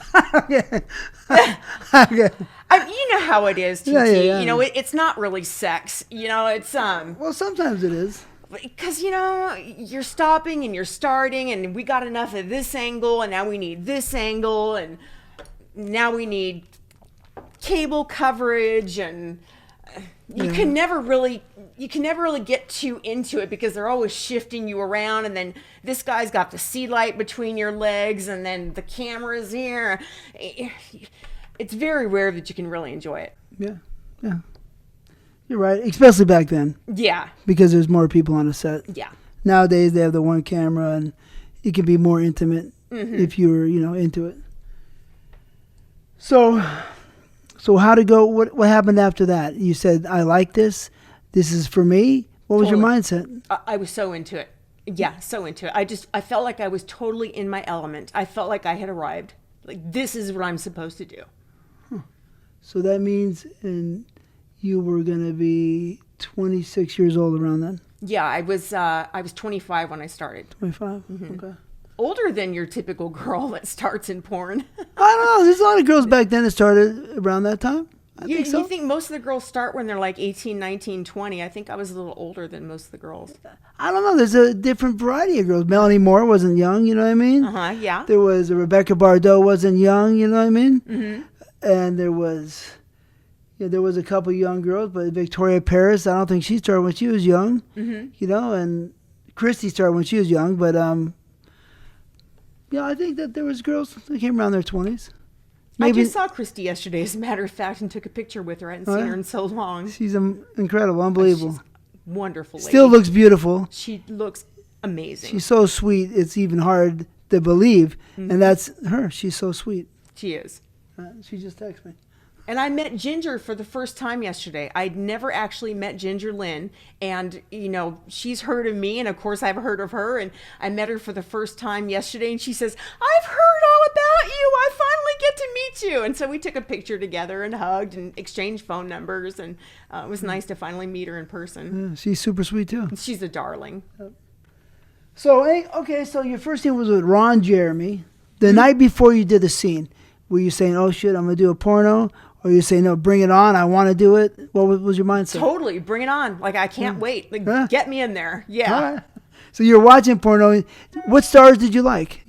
Well, like Savannah. I said, Savannah. Savannah was the one that I always used to like to watch because she was such an ice princess. And I love that about her, Did you talk to her? Did you guys work together? I never worked with her, but I met her on several different sets, and she was like that even behind the scenes. She was a total ice princess, and I'm sure you knew that. You probably worked with her. Yeah, but she liked me, so she was always super sweet to me. Mm-hmm. Yeah, and she was sweet, but she was kind of aloof and above it all, but she was friendly. Yeah, but she was kind of an ice princess, and I admired that about her. I remember when she first, walked into the office of Video Exclusives, because that's the person that put her on first. Rex had brought her in, if you ever met Rex. I did. So Rex brought her in, and I remember her walking through while I was fucking some girl, right, for Video Exclusives. I was like, fuck, she's pretty, right? She had that cute look. That was what was going on back in those days, right? That little bang haircut. And she had she was 18 years old then, I think. And she looked so fucking cute. I was like, damn. And then she decided to do porno. Maybe she saw me fucking or something. I think she watched a little bit. I think she was just trying to figure out if she wanted to do it or not. Mm-hmm. But yeah, she was sweet to me always. I know people had problems with her, but I always thought she was a sweetheart. Yeah, she was certainly a really beautiful girl. Yeah, pretty, Very pretty, yeah. Very pretty. Sweet, pretty, and all that. Did you think when you were going to do porno, did you say to yourself, I want money out of this, I want fame out of this, I want sex out of it? What did you want out of it? Well, I knew the money would come, so money wasn't the issue. The money came with the territory. I just wanted to do something where I felt like I could utilize all of my talents at once and be completely plugged in. Because I'm at my best when I'm plugged in. And I just felt like I was telling you before, at heart, I'm an artist. And for me, expressing myself artistically through sexual performance is the greatest form of sexual expression, of artistic expression, I'm sorry. Expressing myself artistically through sexual performance is the greatest form of artistic expression for me. So you wanted to express yourself? I wanted to express myself artistically through sexual performance. Because for me, that is being fully plugged in. Okay. That's cool. Then that means that you're more interested, to me, in the sex. Well, no, not the sex, in expressing myself as an artist through sexual performance. That's very gratifying for me. Neither do you, probably, no doubt, but I don't need the biz to get laid. I could get laid anywhere. Oh, yeah, right.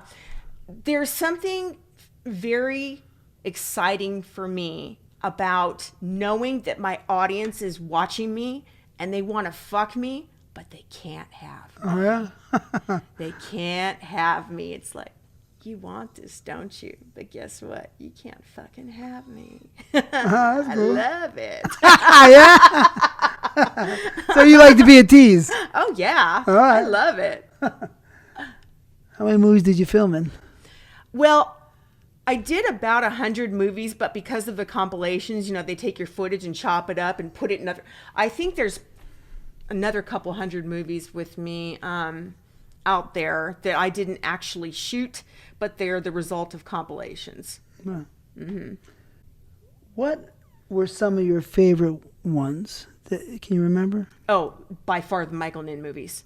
Sex Part 1, Sex Part 2, Fate, Latex, and Shock are my favorites. So you're in all of his I starred in all four of Michael Ninn's biggest movies with John Doe. Mm-hmm. With John Doe. John Doe was cool. He was a friend of mine, Yeah. The journey of porno sometimes is rough on people. You know, you see a lot of suicides. Yes. Yeah, Alex Jordan and Chet, John Doe, and several others. Savannah, yes. And there's Shauna Grant before, and Megan Lee before, and others that we don't even know about. That's right. Well, yeah, some guys too. So we're gonna bring up Cal toward here a little bit. For Michael Nin did some cool movies.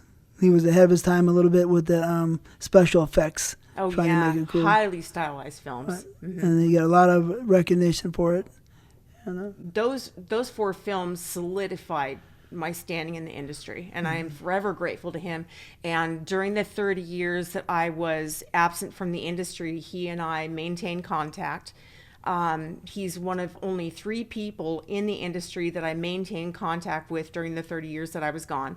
So it was him, Ron Jeremy, and Dirty Bob from XRCO are the only 3 people that I maintained contact with consistently during the 30 years that I was gone. Wow. So you liked him a lot? I have the utmost respect for him.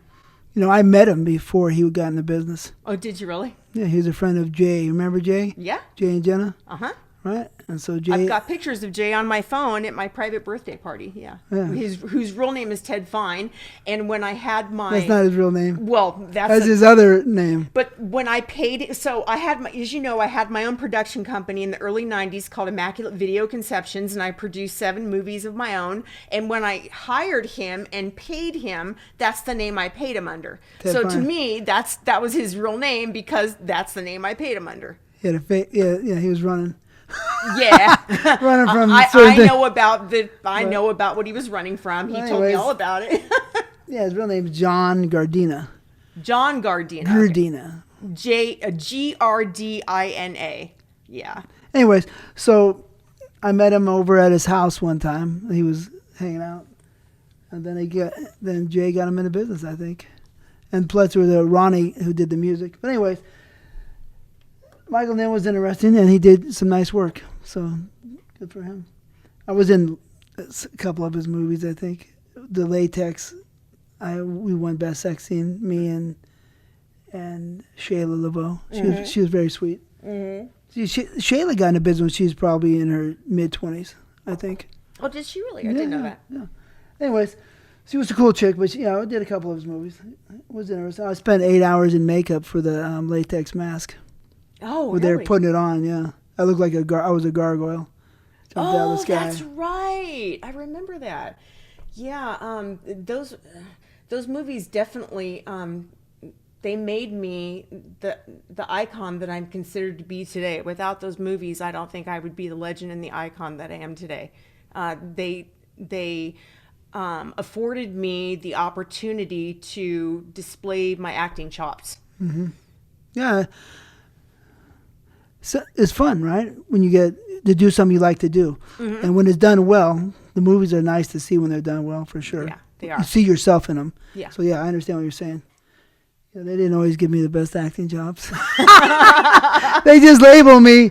They thought, you can just fuck. But I can act, too. I could do a lot of things, But they like to label you. Do you remember the scene that you did for me in my movie Dirty Little Mind with my then husband Richie Razor, Ingo Gianni, where you guys played construction workers, and at the end of the scene you both ejaculate on a slice of bread, and I spread you guys' sperm with my finger on the bread, topped it off with another slice of bread, and ate a cum sandwich. Do you remember that? I have that scene on my phone. Yeah. Oh, wow. Send it to me.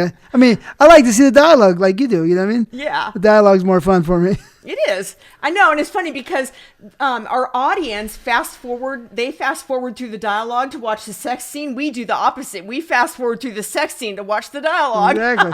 We can't watch it. Sometimes the sex scenes you don't want to watch. Yeah. Well, when you work at McDonald's, the last thing you want to do is eat McDonald's. It's like, that's how I explain it to people. They go, how come you don't watch the sex scenes? I'm like, well, because you kind of know the trade secret when you work in the biz. So it's kind of like, it's the last thing you want to do is watch a sex scene. You'd rather watch the dialogue scenes. Yeah, right. For sure. What was your hottest sex scene? With who and what movie? Oh, easy. Easy. My hottest sex scene was with Jerry Pike in Michael Nin's Sex. It is, and I hate to say this, it is the only sex scene I have ever done where I was truly fucking turned on from beginning to end and tried to fuck him after the sex scene was over backstage.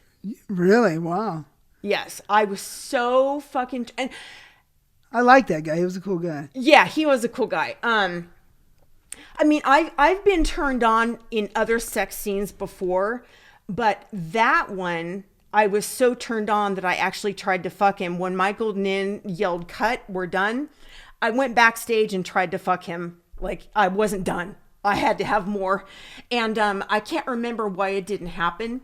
But what's funny is when I worked with him after that, he didn't turn me on after that. It was just that one scene. Really? Just that one time. Why? Any reason? Any idea? I don't know. I don't, just the way the wind was blowing that day, or Yeah. the way I was feeling, the way he smelled. I don't know what it was, but I had worked with him other times and he didn't turn me on. It was just that one time. And that I consider that my hottest sex scene. My other hottest sex scene was in a movie that I produced called the same one, Tyffany Million's Dirty Little Mind. It was a scene with Shawn Michaels in a gym. And the scene starts off, he's my pool boy, he's cleaning my pool, and he follows me into my gym and fucks me on the gym equipment. And that's the other one that was like super red hot, because Shawn always turned me on. He was by far my favorite guy to work with. Really? Oh, yeah, What always. was it about him that turned you on? Big dick, nice looking, just nice person? It's never, I don't care about penis size. Shawn is a true gentleman, first of all. He's passionate. He's romantic. He's sensual. He's intelligent. He knows how to treat a lady like a lady. You feel like he's in love with you when you're working with him. And he always smells so damn good. Really? Wow. He just smells so good. He just has this certain je ne sais quoi about him. Whoa. That's pretty serious. Anytime anybody asks me, who are your top 3 favorite guys to work with? You know what I say? Shawn Michaels, and Shawn Michaels. Really? Wow. Yep. There's a lot of guys you worked with probably. Yep, Shawn Michaels. Wow. Always.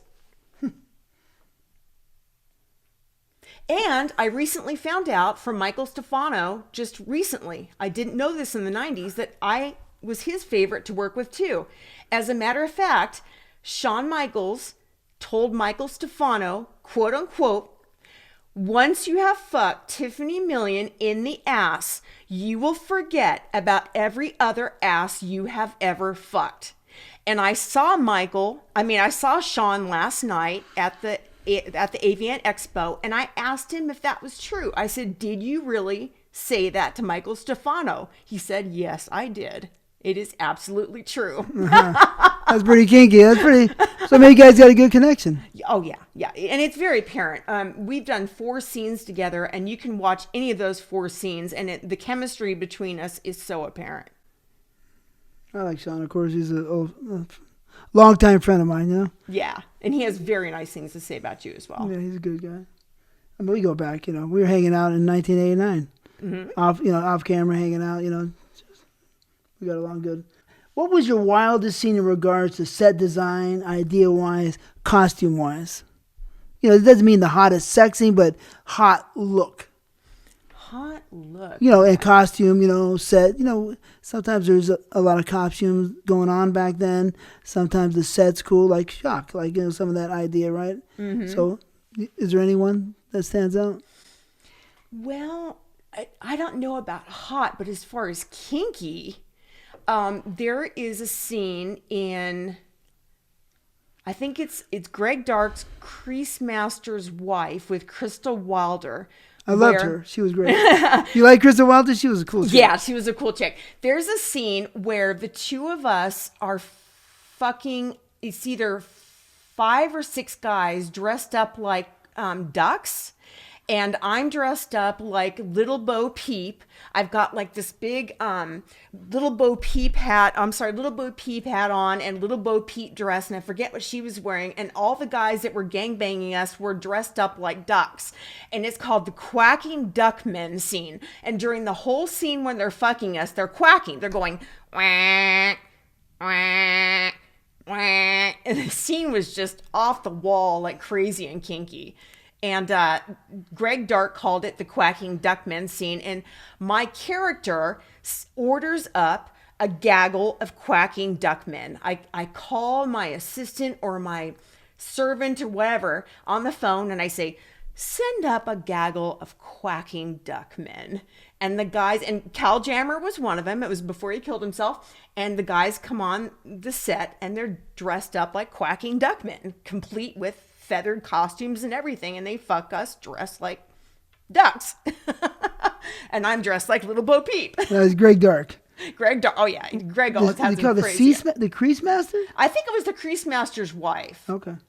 He put me as a lampshade one time with Savannah. They turned me on. That's great. He always had some great crazy ideas. I talked to him like about 5 or 6 years ago, or no, 8, 7 years to come into my office, He was like, wow, you did pretty good. But anyways, he was cool. He's always been a cool guy. Like, he always had some off the wall shit going on. Yeah, he did. But I'm guessing the question is, who's your favorite director? I'm guessing Michael Nin. Michael Nin. Nobody comes close. Okay. Mm-hmm. Who's your favorite girl to work with, and which girl had the prettiest pussy? Well, favorite girl is easy. That's Nina Hartley. Really? Nina Hartley all the way. There is a scene, again, in Tyffany Million's Dirty Little Mind, which is, even though I produced it, one of my favorite movies, because, of course, if I'm going to produce the movie, I'm going to put my best material in a movie that I produce. There is a lesbian scene that she and I do in the bathroom where she plays my maid, and we toe fuck each other at the same time. And then I take the feather duster out of her hand because the scene starts with her being my maid. She was such a good sport. I took the feather duster and I fucked her in the ass with the feather duster. And she was such a good sport about it. I mean, she's just such a great woman. And she's so hot and into anything that you want to do with her.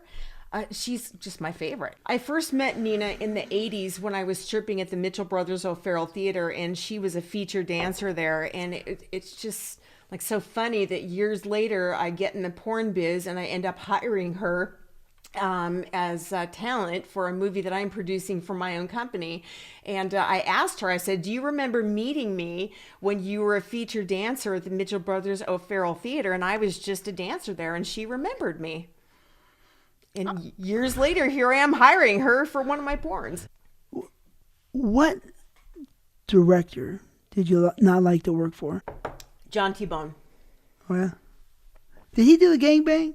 He did. He did with the boxing? 6. Yes, right. In the boxing ring, yes. Right. That's the last scene I thought we did together. That's what I thought. You think so? I think so. But, I can't remember, but that was when Mr. Marcus had just started. I remember. I was hitting the focus pads. I remember that. But I thought that was the last scene. But why not? What was wrong with John T-Bone? He just didn't give a shit about you at all. Do you know that facility where we shot Starbangers did not have any showers? And after you guys all shot your wad on me that day at the end of the scene, I had to go home with the ejaculate of 16 guys on me because there were no showers there. I had to just towel it off, and it was all stuck in my hair and everything. I had to go home like that. I couldn't even shower off. And as soon as I walked in the door of my house, my daughter, my oldest daughter, who was really little at the time, she was, she must have been 4. I walked in the door, and she's like, Mommy, I missed you. And I told my husband, porn star Richie Razor, whose real name was Ingo Gianni, I was like, get her away from me. I got dried sperm all over me. And she's wanting to hug me. She's like, Mommy, I'm hungry. Make me dinner. I said, baby, Mommy's got to take a shower first. She goes, no, Mommy, I'm hungry. Well, to make a long story short, she did not want to wait for me to take a shower. So I made dinner with the dried cum of 16 guys stuck in my hair all over my body. I made dinner like that. Well, it's an exciting story for the people, Yeah. I've been a secondhand a recipient of that idea. Dominique come stuck on her all over. Yeah, I know. I understand. John, I know. I don't like to speak ill of the dead because he's dead now, but he's kind of heartless. He just had no soul. He just wasn't a nice person. I work with John a lot. He flew me to Thailand to make TT's Oriental Adventures, right? Mm-hmm. And I always liked him. He's dead. I always liked him a lot. He was always really nice to me. You know what I mean? He had a little way, but he was always really nice to me. I was always, a person that was eager. But to you're be there. a guy, though. He had a misogynistic bent to him. Yeah. I just know that I liked him, but I understand what you're saying. Yeah. But he's dead, and I wanted to say hi to him before he died, but I didn't know he was dying. Or he died, right? Because I was ironically, I saw him in Brazil, I think it was one time, in the same hotel, in the middle of nowhere, right, at a hotel, which is where they're shooting. Mm-hmm. The hotels in Brazil, or the motel, hotel, whatever they call them.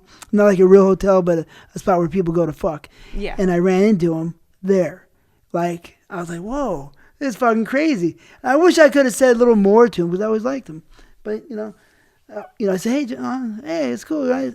And then, I never saw him again. But just like Charlie Biggs. Did you ever meet Charlie Biggs? I probably did. I think I did. I can't quite place the name with the face. But, yeah, John T. Bone was a little bit on the misogynistic side. I don't think he really had much regard for women, and it showed. I could believe that. Mm-hmm. What actor did you not like to work with? I don't want to say anything because he's still alive. Yeah? Yeah, he's still alive. And I really like him as a human being, but I didn't like working with him because he reminded me of my dad. And without saying any names, I didn't like working with him because he reminded me of my dad, and every time I would give him head, I wanted to fucking gag. Like it took everything I had to not gag and vomit because I felt like I was sucking my dad's dick. You can't say it was. I don't want to hurt his feelings. He was a popular guy? Yes, very. Okay. And he's a super nice guy. I don't want to hurt his Well, how about feelings. some other guys you didn't like working with? He was probably and like I said, I didn't not like working with him. It had nothing to do with him not being a nice guy. It's just he reminded me of my dad. It was no fault of his. Mm-hmm. He didn't do anything, but yeah, I didn't like working with him because he reminded me of my dad. So,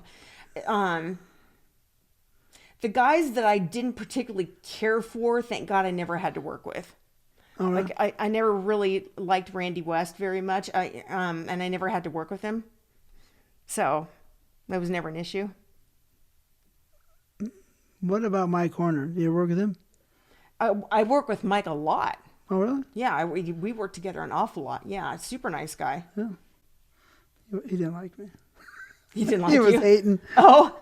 I wanted to knock him out, tell you the truth.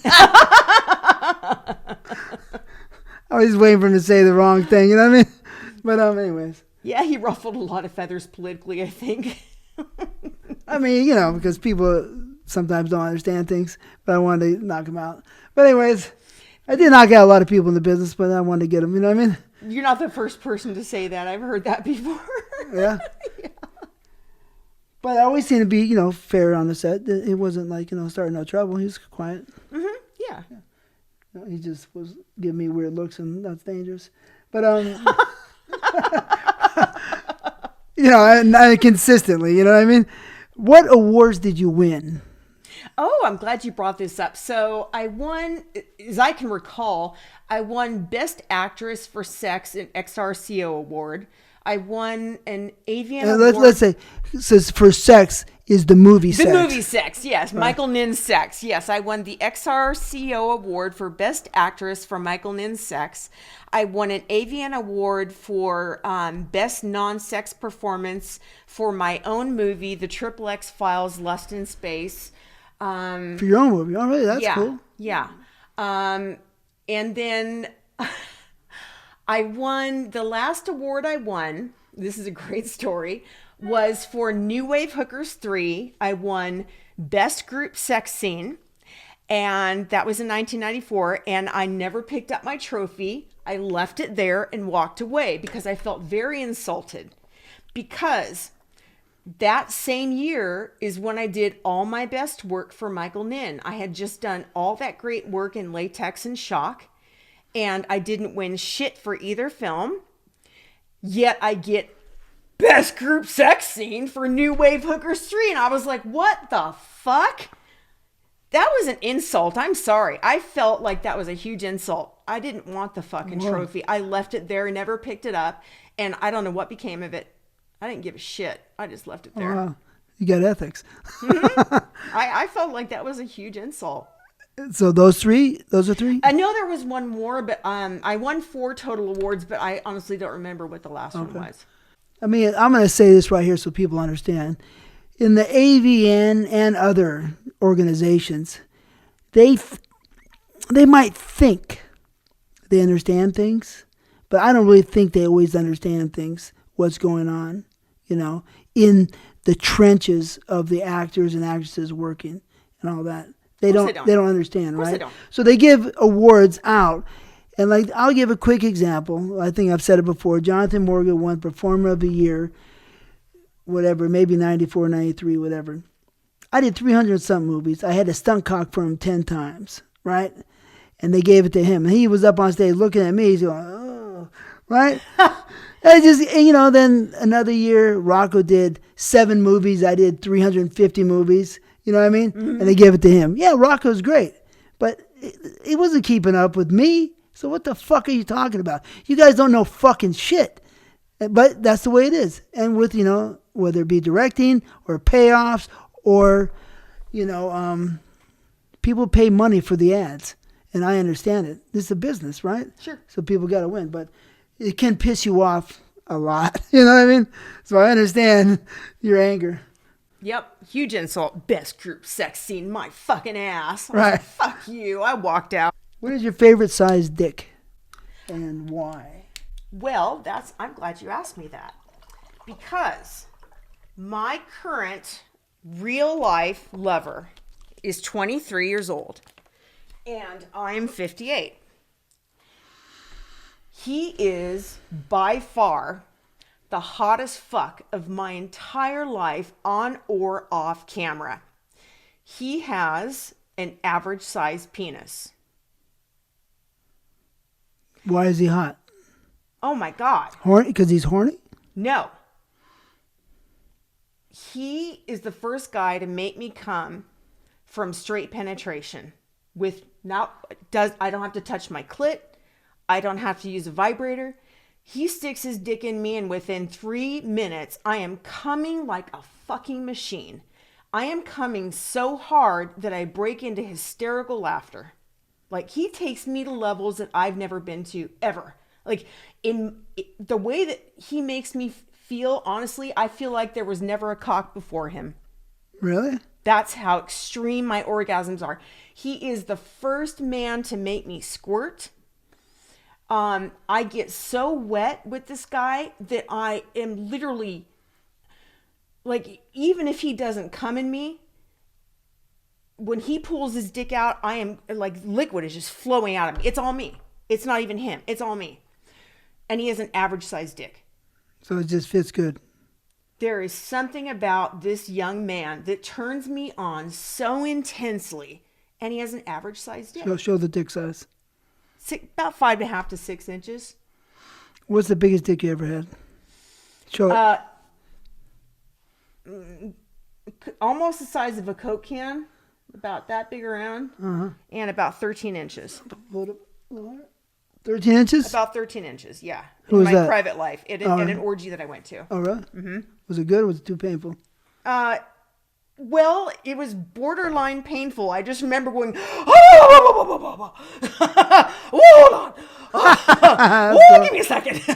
Right? Yeah. But now, once I acclimated to it, it was like, oh, that feels kind of good. But it took me a second.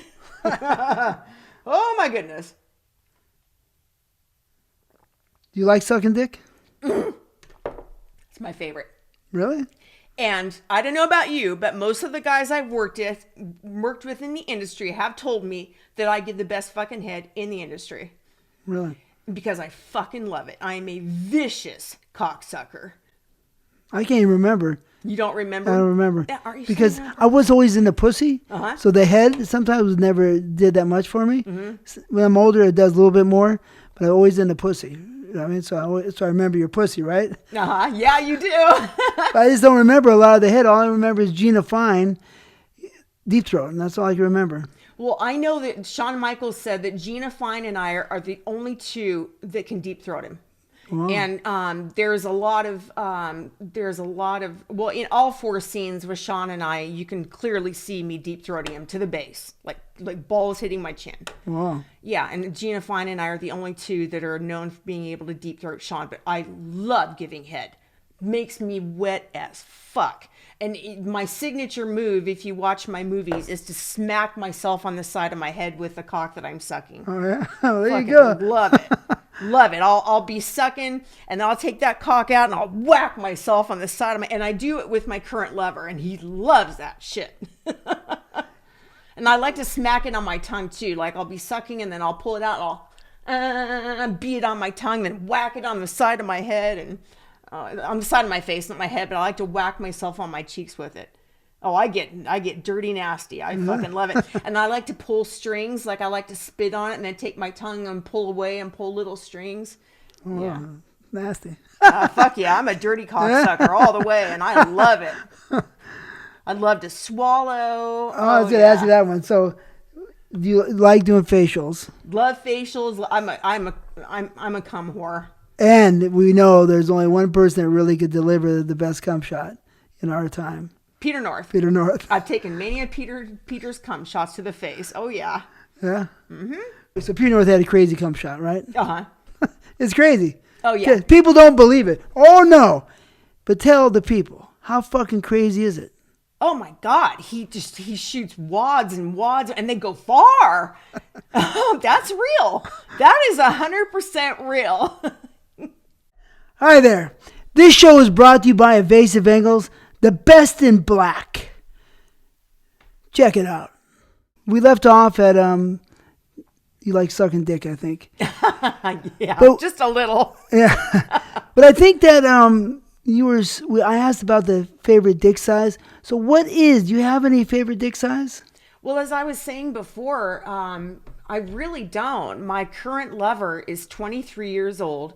He has a very average sized penis, but that average sized penis has brought me more pleasure and extreme pleasure than any penis I've ever had in my entire life, on or off camera. I mean, to the extent that I go to such extreme levels with him that I break out into hysterical laughter. And I recently told him that as far as I'm concerned, there were no other cocks before him. That is such the level of pleasure that average sized penis brings me that it's almost like there never was a cock before him. That's crazy. It is crazy. I know. Sound like your dick whooped. Just a bit. But it's not just the dick. It's the connection that we have on an emotional and a mental level as well. It's all there. All the boxes are checked. And when all the boxes are checked, wow. I'm sure you've been there as well. Wow. I've been a lot of places. I mean, most people never experience that even once in their lifetime. Yeah. And I'm very fortunate. It took me till age 58 to experience that. But wow. Yeah. No, it sounds pretty cool. Incredible. Sounds like you gotta be careful not to let somebody know you're into him that much, because your heart's there too. Oh, he's every bit as much into me as I'm into him. Trust me, it's mutual. Okay. What is your favorite position? The one that makes you come? Well, it depends if we're talking about on camera or in my personal life. Which one are we talking about? No, at home. Yeah. At home. Period. Yeah, your favorite position. Well, with my lover, with my 23-year-old lover, believe it or not, it's plain old missionary with him on top of me. Because in that position, he hits me in the G-spot area on the roof of my vagina, and I like to feel the weight of his body on me. I mean, that just feeling the weight of his body on me is such a turn on. I don't know what it is about that, but yeah, plain old missionary with him on top of me is my favorite. I mean, so do you like to be dominated? Oh, no. No, I am a natural dom all the way. No man dominates me. However, because I am so deeply in love with this guy and the love is mutual and there's so much trust between us, I actually do let him dominate me. I allow it because I trust him and I love him. But he's the only man that I have ever allowed to dominate me, because I would never allow that with anybody else. Heck no. Okay. Yeah, I didn't see you as that type, but there are little fantasies. Tell me, what is your deepest, darkest fantasy? Deepest, darkest fantasy. I mean, dark. Let it out. Come on. Well, I'm trying to think if I have any dark fantasies. I mean, my fantasy has always been with him to watch him fuck another MILF while I masturbate. And then I want him to come inside of her. And then when he pulls his dick out, I want to suck his juice and her juice off of his dick. And we're about to actually fulfill that fantasy very soon. I found a very sexy MILF from Brazil. You may have seen her photos on my social media. So there is this fan of mine. She's a really hot blonde MILF from Brazil, and she wants to get into the biz. And so I'm going to be bringing her into the biz. She's flying here from Brazil in March or April, and her photos are on my social media. And so I'm going to be shooting her for my OnlyFans, and a lesbian scene between the two of us. She's never been with a woman. And then after we do some scenes for my OnlyFans, I'm going to be getting her into the actual biz. But in return for me, she's going to fulfill that fantasy for me. And I am so excited because she's hotter than fuck. And I sent her photos of my lover, and she said, "Ooh, I think I like him." Yeah. So that's cool.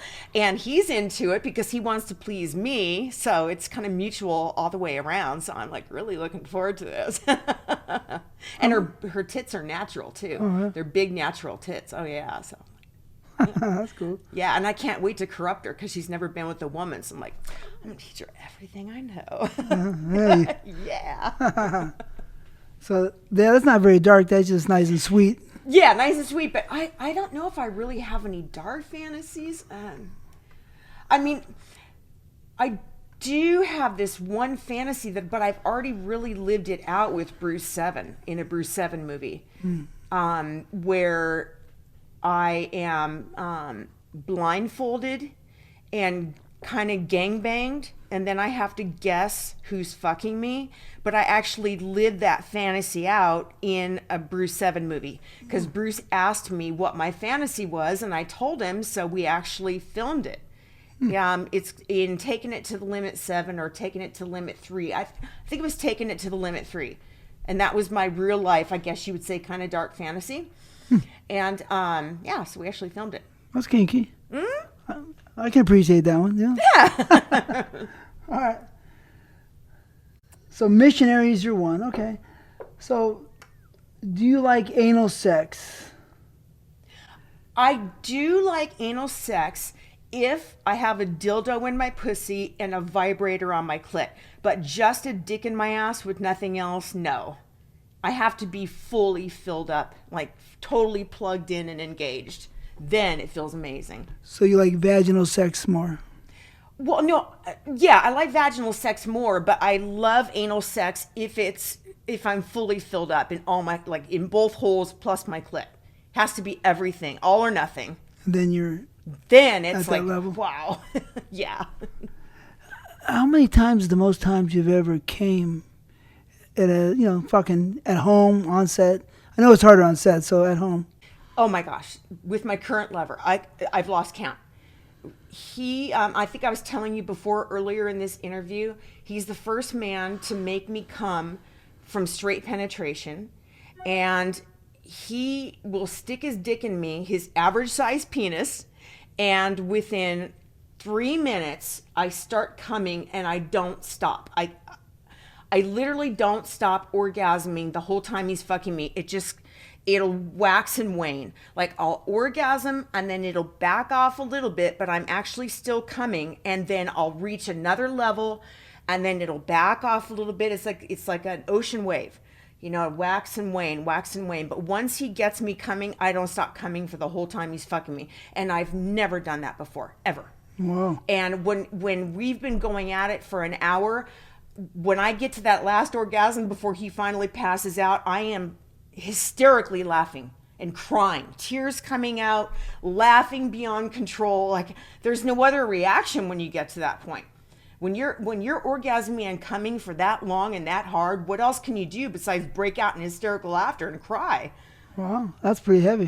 It is, and I've never experienced that before in my life. And we were just talking about it earlier this morning, and he said, babe, I think we need to film this for your OnlyFans. I think your fans need to see this. And I said, I agree. So on his day off, I think Thursday or Friday, we're actually going to let the camera run while we do this. And I wish we had someone to actually come and shoot close up, because right now we just put the camera on a tripod, so you can't actually see the insertion, but you'll get the full experience. Like you'll see my reaction.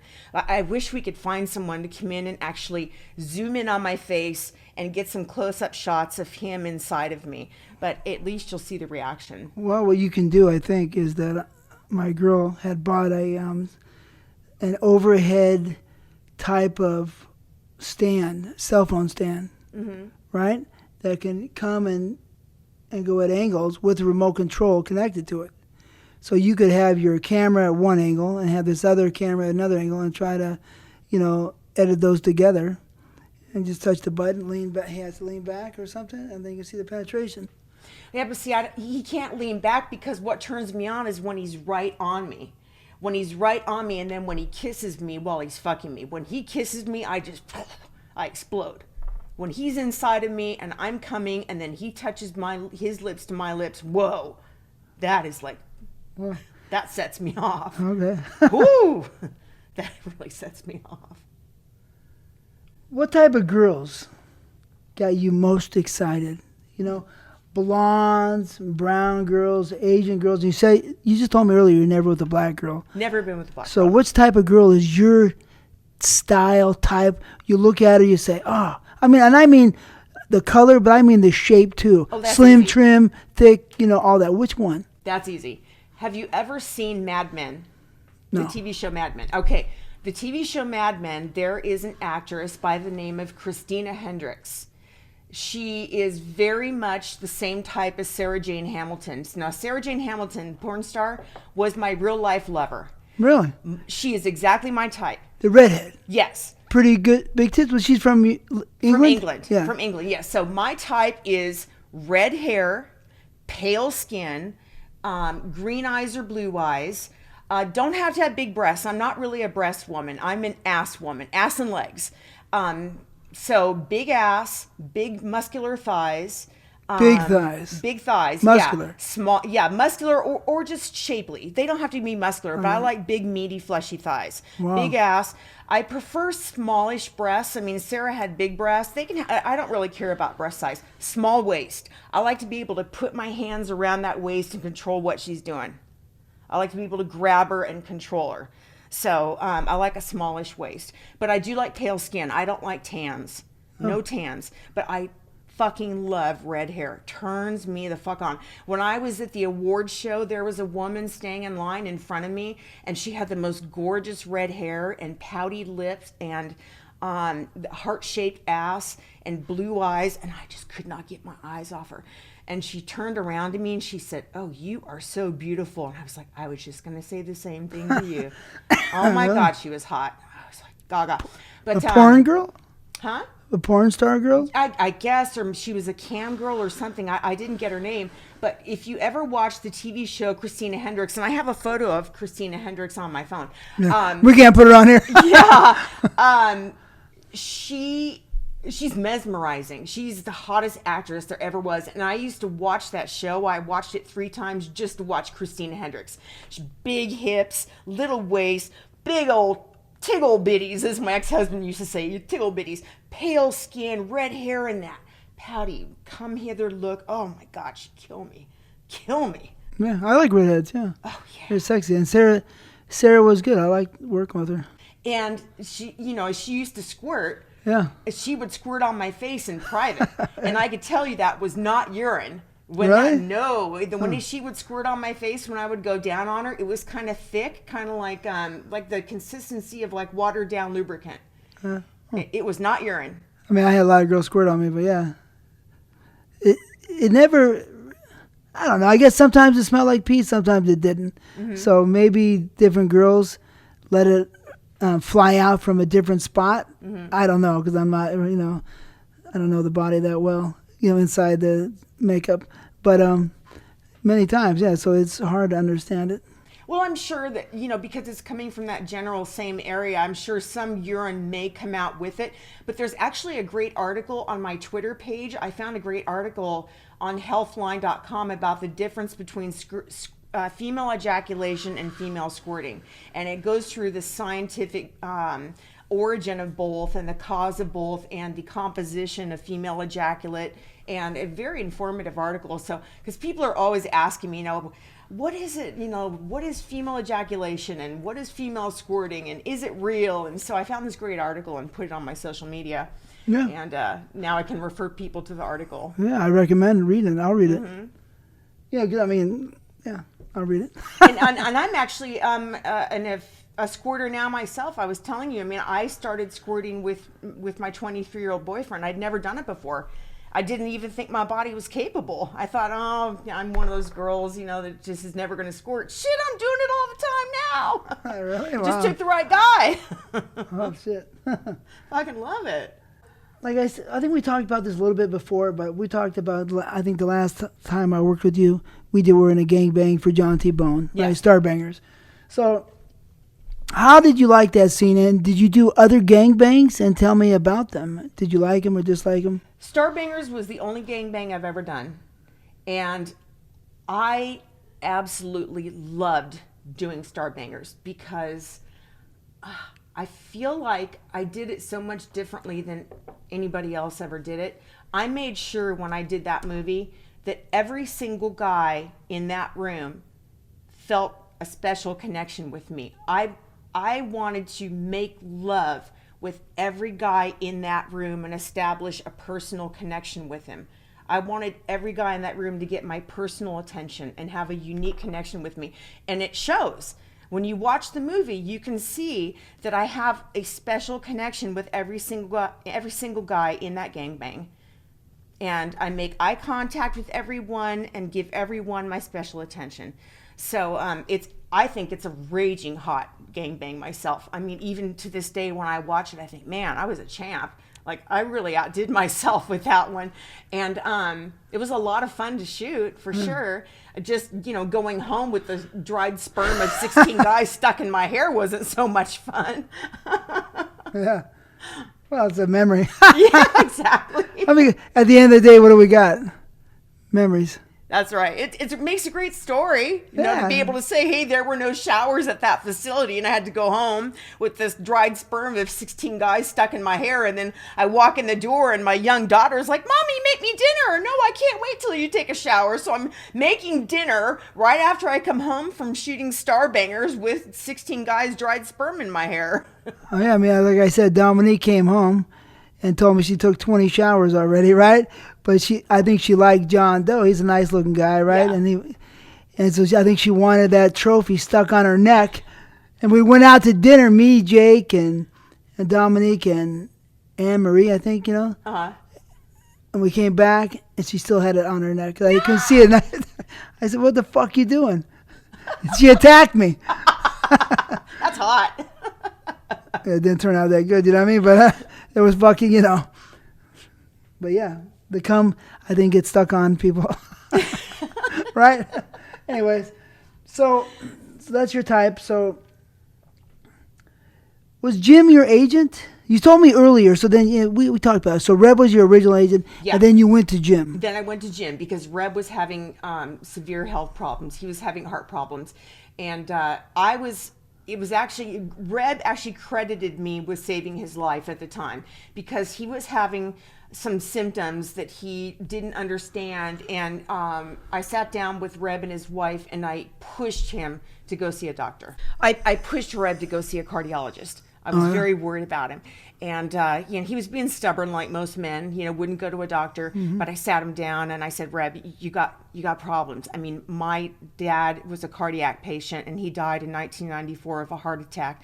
And, I told Reb, I said, you're going to die, dude. I said, you have to go see a cardiologist. These are early symptoms of heart disease, and you need to go. So he and his wife actually credited me with saving his life, because he ended up having an angioplasty, and said that if it wasn't for me calling his attention to those symptoms and making him realize that it was more serious than he thought, that he probably would have been dead. So, but it was because of that I went to Jim, because Reb wasn't going to be able to give me the attention that my career needed at the time, because I was exploding. And he understood. There was no hard feelings. We remained friends. But then I went to Jim. How did Jim work for you? How did Jim work for? Oh, Jim was awesome. I love Jim. I love Jim. I love them both. Reb was great and Jim was great. Oh, Jim was a great guy. Jim South World Modeling, in case anybody doesn't know. Jim South World Modeling pretty much revolutionized porn agents, period. Sure did. Porn, he was the only porn agent, really, that had all the power. Yeah. Reb had a little bit, but Jim owned like 90% of everything. Yeah, Reb Sawitz at Pretty Girl International was the next closest thing to Jim, but nowhere near as big. Not even close. And that was it. That was it. That was it. So if you want to get in porno, you need to know Reb or Jim. That's right. For 30 years almost. Pretty much close to it. Jim came around 75 or 6, I think he told me. So from 76, well, I guess that some agents came around 2000. So for 25 years, right, pretty much Jim South was the man. And he was so professional and so sweet, I thought, so many people. He was like a dad to so many of us. So I always put him up. And I've said it a million times. May Jim South rest in peace. He was unbelievable. He was. And Jim would always call me anytime he got a call for one of the talent to appear on a talk show. Jim told me early on, I will always call you or Nina Hartley, because you guys can handle yourself on talk shows against the tough questions. You guys are articulate, you're quick, fast on your feet. And so anytime he got a call for someone to go on a talk show, he would always call me or Nina. And that was nice. That was really nice. Yeah, that's real nice. Yeah, he got me on my bookings for all the talk shows that I did, and I did quite a few in the 90s. Yeah? Let me know a couple. Who? Oh, I did Geraldo a couple times. I did Marilyn Kagan, Sally Jesse Raphael, Rolanda Watts.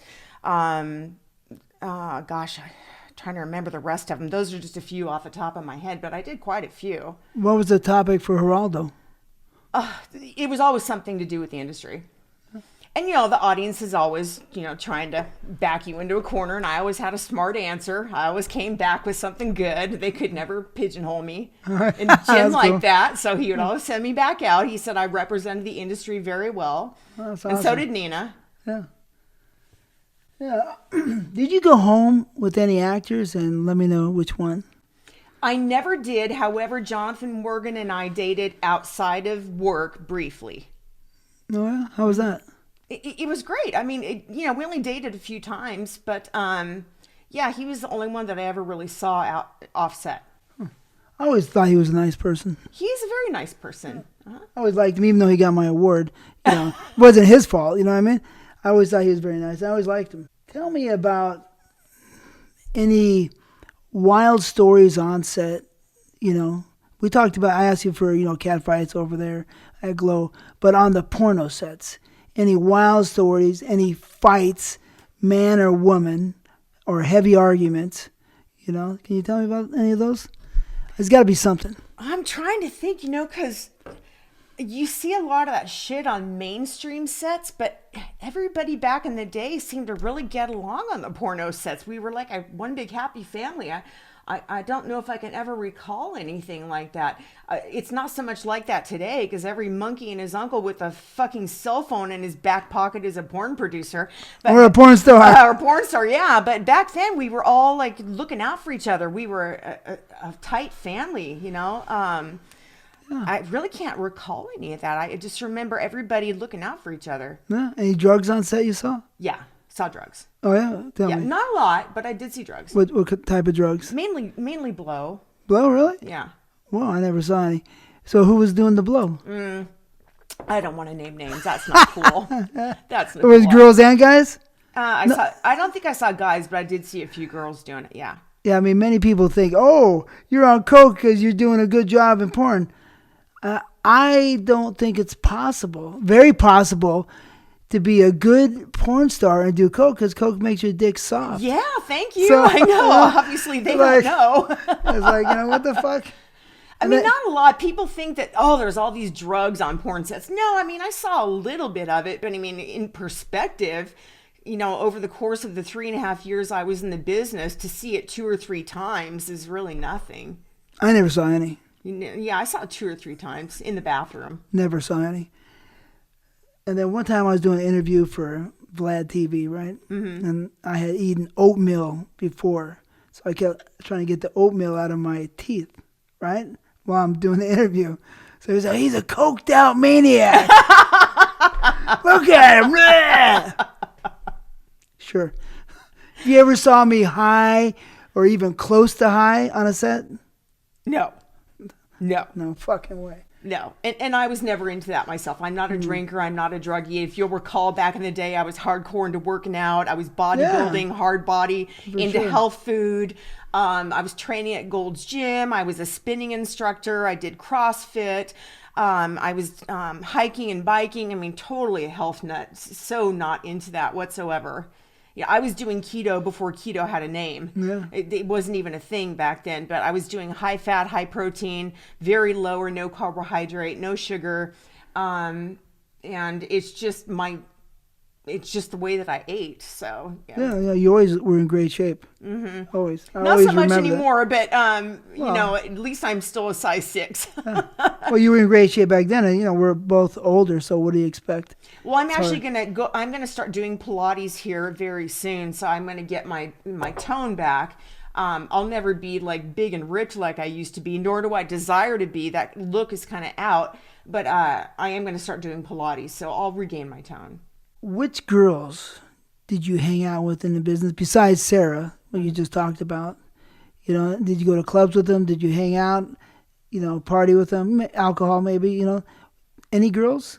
Any stars? I was never into the scene. I went to work and came home to be a mom. I had my daughter and I was married at the time, so I wasn't really too much into the scene. If I did go out, it was mainly with Tyffany Minks or Jill Kelly. Those were my girls. Yeah.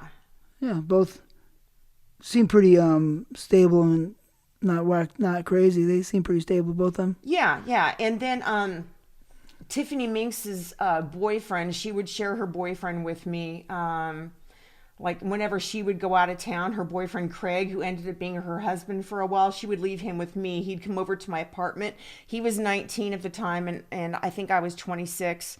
And when she would go on the road dancing, she didn't like him staying at the apartment by himself, being lonely. So he'd come over and stay with me. And she would call us from the road and say, "Are you taking good care of Craig?" Put him on the phone. And we'd be in the bed fucking each other's brains out. And I'd say, "Here, Tyffany wants to talk to you." Really? Wow. That's cool. Yeah. That's wild. Yeah. Oh, friends. That's a nice friend, I guess, right? So you liked, he was nice, he was a good fuck or whatever. Oh, yeah. Or you just wanted to fuck? Well, I mean, he was young. I was 26 and he was 19, and I love younger men, still do. Yeah, and he was very handsome. He had very long blonde hair and big blue eyes, and he's in several of her movies from back in the day. Mm-hmm. But I thought that was kind of hot, But you were married? This is before I got married. Okay. Mm-hmm. And you have a daughter? One daughter? I have 2 daughters now. Okay. My oldest is 33 and my youngest is 24. And then my guy is 1 year younger than my youngest daughter. So my guy is 23 and my youngest daughter is 24. That seems a little perverted. I know, isn't that hot? But I'm not mad at you. My daughters are. They don't like it. Oh, really? No, they're not very happy about it. I mean, sometimes you got to face the facts. You want to know what the facts are? What are the facts? The facts are that youth has a lot of power, you know, and it gets on you, right? It gives you some energy. So when you fuck a younger person, like you're saying, it could give you more youth. And that's a well-known fact since the Spaniards were looking for the fountain of youth, which was the fountain of pussy, in case you don't know. Well, this pussy has a lot of power, too. And trust me, he's every bit as addicted to it. Okay. Nobody's ever going to fuck him like I do, and he knows it. Yeah. Did you date any celebrities or have sex with any? Several, yeah. I dated, excuse me, Mitch Pileggi from the X-Files. He played Lieutenant Skinner, the bald boss of the two from the X-Files, from Mulder and Scully, their boss, the bald guy. He also is very famous for starring in the movie Shocker, the classic cult horror film Shocker. And he can be seen on all kinds of things. He's kind of a character actor. Super nice guy. And as much as I hate to admit it, I fucked Pauly Shore. Yeah, I got tricked into it by Ron Jeremy. That's a long story. He kind of tricked me into it. I'll never forgive him for that. God, Pauly was a lousy fuck. He was? Oh my Why? God, he What was happened? terrible. Just lame. Came quick? It came quick and just no je ne sais quoi. Just stick it in, do it, and jump up and go take a shower. Just lame. How Just big was his dick? average. What's that? Average 6 inches. Yeah, just a lame fuck. And then there was a third one. I'm trying to think. Well, I did date Larry King, but I only gave him head. I never fucked him. Whoa, you gave Larry King head? Yes, I did. I gave him head. Whoa. What about him? Average. Typical average Jewish cock, yeah. All right. He was, how old was he then? Probably in his early 70s. Whoa, was that kinky? Yeah, it's kind of yeah. Why'd you give him head? You were dating him? Or? Yeah, I was dating him because Okay. he's fucking Larry King, and I felt like it. Yeah, fuck it. Yeah, fuck it. You know, I know there was one more, and I'm trying to think of who it was. Let me think. I've dated a lot of famous people, but never slept with them. I mean, and I've been very good friends with a lot of famous people. Like, I used to hang out with the band Kiss on tour, but I've never slept with any of them. Gene Simmons and I were friends for years. I've been on their private jet. I actually have been in the private dressing room with all 4 original band members out of makeup, just me and the 4 of them. And because Gene and I were really good friends, and I used to like go with him in his private limo and his plane, travel with him from show to show. And we used to tell each other jokes all the time, but I've never slept with him. And one time I was in the dressing room with all 4 original band members and, you know, just me, and they were out of makeup. And Ace said to Gene, he goes, "So what's the story with the two of you anyhow? How do you know each other?" And I thought, isn't this something? Ace Frehley is asking Gene Simmons how he and I know each other. Wow, that's some cool shit right there, you know? Yeah. And Paul Stanley used to always hit on me. Really? Always. But I would not have anything to do with him because he was a married man. And I do not do married men. Absolutely not. That's a boundary I don't cross. But, you know, I know there was another one, and I just can't remember who it was. It'll come to me. Obviously didn't make an impression on me, or I would remember. Very few men did make an impression on me, to tell you the truth. Mm-hmm. I mean, compared to the guy that I'm with now, like I said, it's almost like there was no other cock before him in my personal life. That's crazy. So, Kiss themselves, were they fucking a lot of girls? Oh, well, Gene did. Gene did? Oh my God. I would go to like Gene's private birthday parties, and was he married to Shannon Tweed then? Well, they weren't legally married, but they had been together for a long time. But Shannon had to know. She's not stupid. They had to have some kind of agreement because, I mean, Gene was fucking friends of mine, like right in front of me. Like I was in the room and he was in the bathroom with friends of mine banging some of my friends. Oh, really? Yeah. Well, I'll tell you a quick story. There's a Spanish girl that got into business just for 4 or 5 months before your time, right? About 1990. Mm-hmm. And she was sexy, so I was in Hollywood. I was fucking her. But Gene Simmons had just left, or they just left her apartment right before I got there, something like that, right? I'm like, so he's fucking, I guess, if he's fucking everything, he was fucking her. And I asked my one girlfriend that fucked him, I said, so how big's his dick? She goes, it's average. But his tongue is crazy. Now, I have seen the tongue up close. He showed it to me. He has not had surgery on his tongue. It's still connected under here. That is just his natural tongue. And how long was it? He can, when he sticks it out, it goes underneath his chin. Wow. Like he can stick it out and it can touch underneath his chin with it. That's cool. Yeah. She said his tongue is magic, but his dick is average. Oh, yeah? Mm-hmm. That's cool.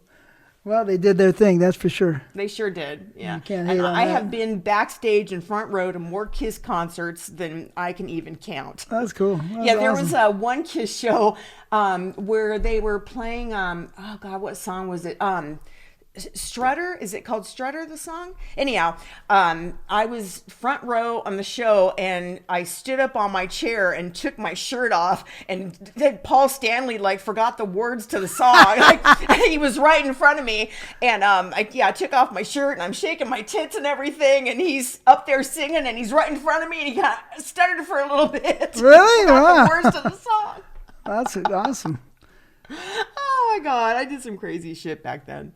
I mean, that seems kind of normal, though, in those times, I think, Girls showing their tits at concerts, that's all. Front row, standing up on my chair, cameras were all on me. They were broadcasting and on the big boards, and here I am. Yeah. I mean, it's not unaverage. I mean, it's pretty normal, I thought, right? All those rock and roll concerts, Led Zeppelin, all those guys, it's kind of the same era. Yeah. The girls are, hey, right? They want, hey, I fully took my shirt off. Oh, yeah? I took it off and danced the whole time on my chair in front of Paul Stanley. Oh, yeah? Okay. Yeah. So he wanted you, but you wouldn't. Yeah, I wouldn't do it. No, he was always flirting with me, and I was like, hell no, you're married. Now, if you weren't married, we'll talk, but yeah, you're married. Who was the best looking guy of Kiss? Because you saw him without their makeup. I don't think any of them's particularly good looking, to tell you the truth. I mean, if I had to pick one, probably Paul. Yeah. Okay. So I remember I thought that you were in the boxing match for Buck Adams. Yes, I was. Right, I thought, right? Uh-huh. Who did you fight? What was her name? Casey Williams? Yeah, Casey Williams, yeah. How'd you like that? Who won that fight? I think it was a draw. Oh, yeah? Uh-huh. Was it fun? How was it? Yeah, it was a lot of fun. Yeah. Yeah, it was a blast. She asked me to do it because she couldn't find anybody else to box with her, to hold her own with her. And I was a former glow girl and I had some skills. So I actually trained for a couple months before that show with Randy Shields, who is a very well-known boxer. Yeah, he trained me for a couple months before that. Oh, yeah, cool. Because I was more of a wrestler, not a boxer, so I had to train. Takes time. Mm-hmm. Yeah, I was in it. Yeah, I fought. Mm-hmm. Biff Malibu, who just kept holding on to me. He outweighed me by 30 pounds. But that doesn't mean anything. Yeah, I mean something. Weight does matter, you know what I mean? But it's how agile you are with boxing. It's if you can have the weight, the body mass, all you want, but if you can't move, the guy that can move is the one who's going to outmaneuver you. Yeah, but he was a wrestler, so he knew how to hold on. He was ready trying out for the Olympic wrestling team. Oh, is that right? I did. So he was a high level wrestler. So he wasn't a bum, you know what I mean? Whatever happened to him? I saw him one time. He didn't look too healthy, I don't know, we have doing nothing. He's doing nothing, I guess. I don't want to say anything about him, good luck to him, you know what I mean? Mm-hmm. I don't think much happened, Because we were talking about the very first scene I ever shot, the movie Vice Versa with Ron Jeremy in the backyard of that house in Venice with during the riots. Chuck Martino and Biff Malibu were there that day, and they both wanted to fuck me, but Ron Jeremy's the one that got me, and so I was just wondering, whatever happened to him, because that's the last time I ever saw him. Well, he started a company, he started Anabolic. Okay.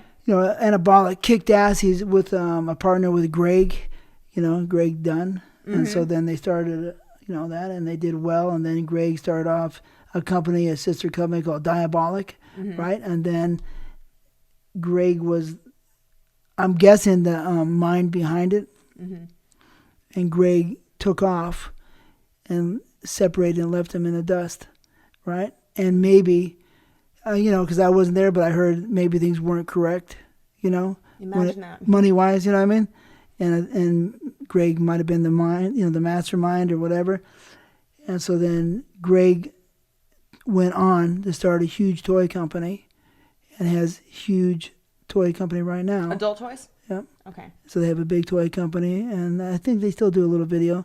So it was Zero Tolerance, and then a couple other companies, but Zero Tolerance was their main flagship, and they recruited Greg Alves for the sales. So anyways, that guy kicked ass, and Chris was left in the dust.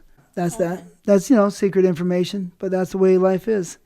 Yeah. Okay. So, I knew about Anabolic, but I didn't realize that Biff Malibu or Chris was the one who was involved with that. Yeah. Okay.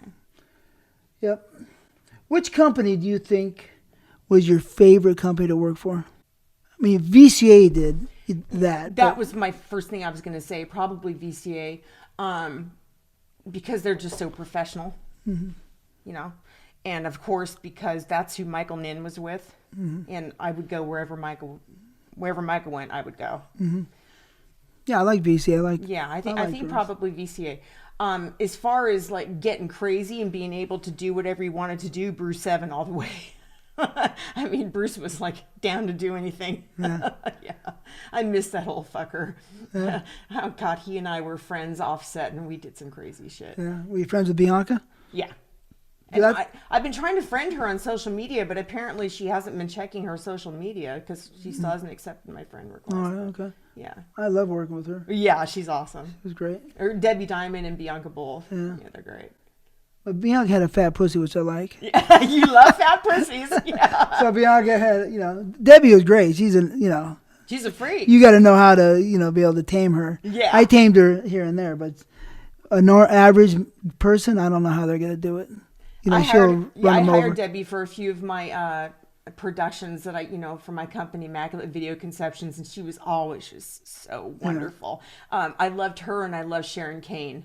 Yeah. Both of them. Sharon Kane was sexy. I like her. Sexy, freaks, down for anything. That's why I like Nina Hartley too. Same thing. Just open and willing to do it. At least in lesbian scenes. Yeah. Now, I don't know about your personal experience, but in lesbian scenes, just down to do whatever. Debbie, I worked with Debbie maybe 30 plus times. Mm-hmm. So, she let me get crazy on her, and she loved it, right? Mm-hmm. Right? Nina was always doing the Heisman on me. Right? Slow down, so, okay. Anyways, Debbie was a beast. Yeah, she is Period. a beast. I love that about her. Yeah. But Bianca had a fat pussy. And it was a really good pussy. Anyways, but I love Debbie and I love Bianca. Yeah. They're great, right? So I read, that you went, well, let's say, did you ever play politics? Because you're a smart person, and you're trying to, have an edge. Everybody's always trying to have an edge that's smart, right? So did you ever play politics with AVN or anybody else? Be extra friendly to them? I'm just myself. None of it is fake. I mean, the way that you see me now, this is how I always am. I'm not an angry person. I'm not a manipulative person. I'm totally a flower child. I love people. I'm always in a good mood. I'm always happy. I'm very diplomatic. I like everybody to can we all just get along? I like everybody to get along. I love to laugh. I'm a people pleaser. So if that did happen, it was just because that's how I naturally am, not because it was intentional. Did you ever, because some girls, you don't have to answer this question, but some girls will do favors for directors, producers. Mm-hmm. Did you ever do any of that? No. Okay. No. You heard of stuff like that. And you know what's funny too is I've actually never been even approached to do that in the porn biz, but I have in the mainstream biz. Yeah. Yes. I've experienced the casting couch in mainstream, but never in porn. Isn't that something? Yeah. I know you're a strong woman, so I would think that some of the directors would have second thoughts. Probably. Yeah. So you never did drugs on set. That's just one of my questions. No, not on set, no. Do you ever have, I ask this question a lot to, people have a lot of, different things they like to do, but I always says sex and drugs, right, are fun. Sex and drugs are fun. And have you ever had sex and drugs together? Were you ever, high on drugs, had sex? And what drug was your favorite drug? Oh, yeah, sure. I mean, I've experimented. I've never been like one of those people who's like into drugs and has to, but sure, I've experimented. The craziest sex I ever had was on ecstasy. All the way. Yeah. Lesbian sex on ecstasy. Oh, yeah. Full on fisting, double fisting. Oh, my goodness. Yes. It's because ecstasy just relaxes every part of your body. And if you've ever done X, all you want to do is just touch. You just want to touch, and you just become liquid, and your body just relaxes, and you just become so fucking horny. And I had just the most awesome lesbian sex on ecstasy. I just remember being with this one girl when I was still living in San Francisco, working at the Mitchell Brothers. So this was obviously way before I did porn. And we locked ourselves in a hotel room with a bunch of ecstasy and for a weekend, and just had the most crazy lesbian sex for the weekend. Oh my goodness. For the weekend? Nuts. For the weekend, yeah. Right. So ecstasy all weekend? We exed all weekend long and just were fisting each other, and oh yeah, it was crazy. Great memories. Huh. What about cocaine? I've had sex on coke maybe once or twice. Not as good. No. Not as good. It takes longer to come. It heightens the sensation once you get there, but it takes a long time to get there. What about LSD? Never done LSD. Sherm. I know you didn't do Sherm. What the hell is that? It's like a tranquilizer that, you put in a joint. Oh. You never heard of Sherm? Uh-uh. Sherm down. All right. Well, how about meth? I never done meth. I saw a lot of girls do meth. Not some, but you could see what was going on later in porno. Around the 2000s, I started seeing girls that were doing some meth. Not that I saw them do it, but you just know that they were on meth. Mm-hmm. Yeah, no, I've never done meth. Never tried heroin. Never shot anything up. The worst thing I've ever done is probably ecstasy a couple times. Tried coke. When I was very young, tried pills like Black Beauties and cross tops and stuff like that. Yeah, I did. Yeah, but nothing really like big. Yeah. But never like had to have it. Never bought it. Just when it was offered to me. And I don't have an addictive personality, so like they could be lining up coke, and I'll do a line or do another line, and then they'll say, "You want another line?" I'd be like, "Nah, I'm gonna go home and go to bed." Like I just don't have an addictive personality. Yeah. You're a strong person, mostly. Very much so. That's what I mean. A strong personality can beat up most things. Mm-hmm. Yeah, it's all mental, right? It is. Well, here's an example for you. We were talking earlier about a spinal surgery that I had in 2012. So starting in 2012, I experienced a number of medical issues. I had between 2012 and 2017, I had 26 surgeries. Various surgeries, just don't even want to get into it. 26? 26 surgeries. I was on strong painkillers for almost 7 years because of all those surgeries. So I was on OxyContin and Percocet, and I was going to a pain clinic, and I was just on them around the clock.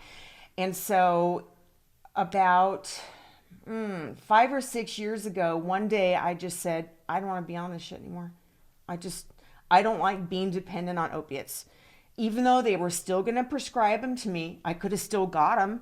I was going to a pain clinic. They weren't taking me off of them. I just said, I don't want to be on them anymore because I don't like being dependent on opiates. So I weaned myself off of them myself just started taking, started breaking the pills in half and quarter, and I did over the course of about 3 months. And then when I got to my very last pill, I took a picture of it in my hand and posted it on my social media. And I go, here it is. Here's my last one. And when I took my last one, for about 5 or 6 days, I was fucking sick. I was sick. And then for about 6 months after that, it really fucked with my brain chemistry. Like I had a really hard time adjusting. It might have been mental or just the psychological addiction to them. I don't feel like I was ever addicted to opiates. I feel like I was dependent on them because I took them as prescribed. I never took more than I was prescribed or abused them. So that's what I call being addicted, is when you take them other than as prescribed. But I was dependent. My body was dependent on them. But I did get myself off of them, and I was very proud of myself. And so was my family and my friends. Very proud of me that I got off of them, and I didn't have to. I could have kept getting them if I wanted to. Yeah, I mean, I heard a lot of stories, horror stories about those Oxycontins. Mm-hmm. And I watched the movie, the TV series that Peter Berg made, with about Oxycontin. It fucks people up. Yeah, and I was getting Oxycontin and Percocet. Both. I was taking a lot of opiates. I mean, because I had built up a tolerance to them over the course of the 7 years, because I'd had so many surgeries, including the spinal surgery and other surgeries I had. So they kept having to increase my dosage because I was building a tolerance to them. So I was taking a lot. And 26 surgeries, wow. 26. Well, I'm glad you're all right now, right? Oh yeah, I'm okay now. Yeah, but it was a hellish 7 years. I'll tell you that much. Did you go on the road like Jenna or Amber Lynn? The road dancing. Well, they made a lot of money doing stuff like that. Yeah, I did. I didn't go as frequently as they did because my daughter was at home and I didn't want to be away from her. So I would go for like a week and then come home for a couple of weeks. So I didn't stay out as long as they did. But yeah, I did. So how much would you make in a week? Oh gosh, it would just depend on where I went. Anywhere from maybe $15,000 to $25,000. That's awesome. How'd it feel? I mean, that's good money, right? It's great money, yeah. I mean, this was in the 90s, too. Today, that would be a hell of a lot more, right? Yeah, it was great money, and I certainly miss that kind of money. That would be wonderful. Couldn't do it now. I mean, I would fall down and break my neck if I tried to do that now. But it's awesome money. It's beautiful, right? Yeah, and that's in addition to the money you're making off your fan club and shooting the movies and. What was your normal boy-girl rate and your boy-girl anal rate? Well, I had one of the highest rates in the industry back then. So my boy-girl rate in the 90s was, I think I was getting $1,500 a scene, as I recall. It was high. Really? Wow. Yeah, it was high. I don't recall what my girl rate was or anything else, but I think I was getting $1,500 a scene for a boy-girl. What about boy-girl A? I don't remember. It's been so long. A little bit more? I can only remember my regular boy-girl rate. It was $1,500, and because the directors used to balk at it. But I was worth every penny, so they paid it. Yeah, it's expensive back then. It was very high. Yeah. Very high. Huh. I got a bundle for doing Starbangers. I think I got $12,000 for doing Starbangers. Really? Yeah. Wow. It was a lot. And that didn't include the box cover. They paid me separately for the box cover. But back then, that was a lot. That's awesome. Mm-hmm.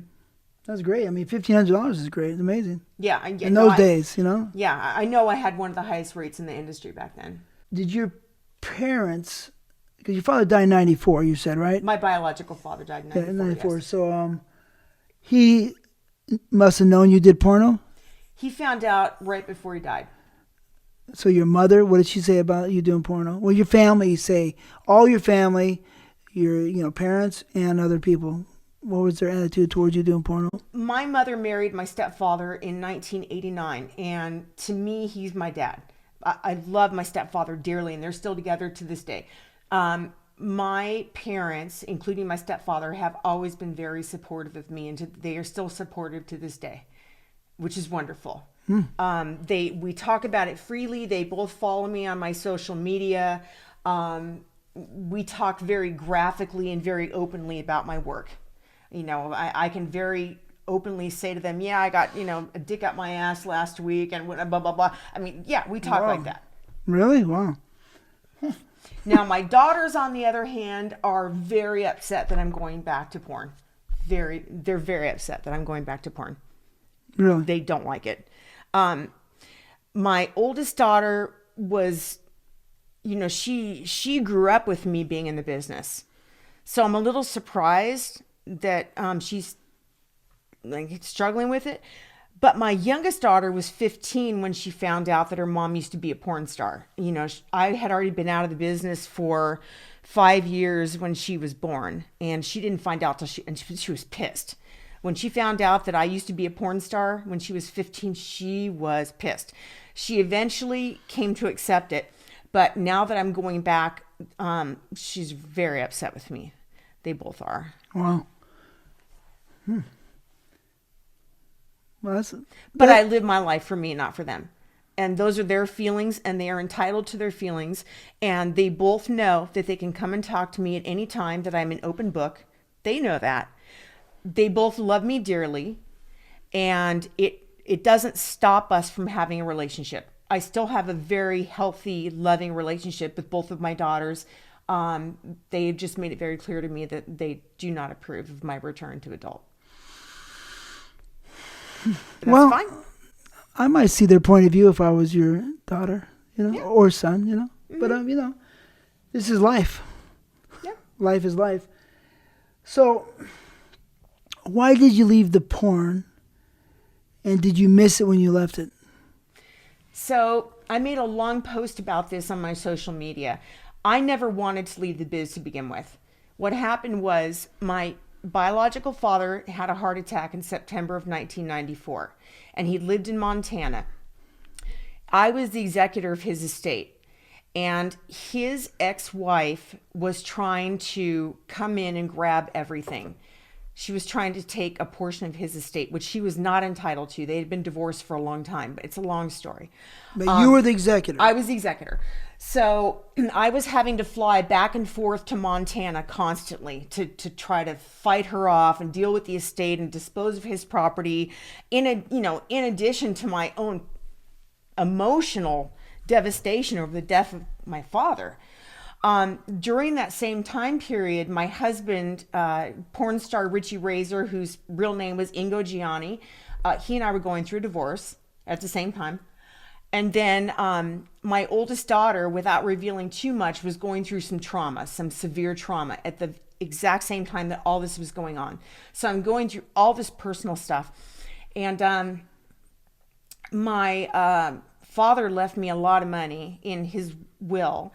So because all of this was going on, I thought, I'm just going to take a couple of years and let the dust settle and just deal with the estate, deal with my daughter's trauma, deal with the divorce. And so that's what I did. And during those few years that I took off, I was offered a job in radio. My agent was Sherry Spillane, the ex-wife of famous writer Mickey Spillane.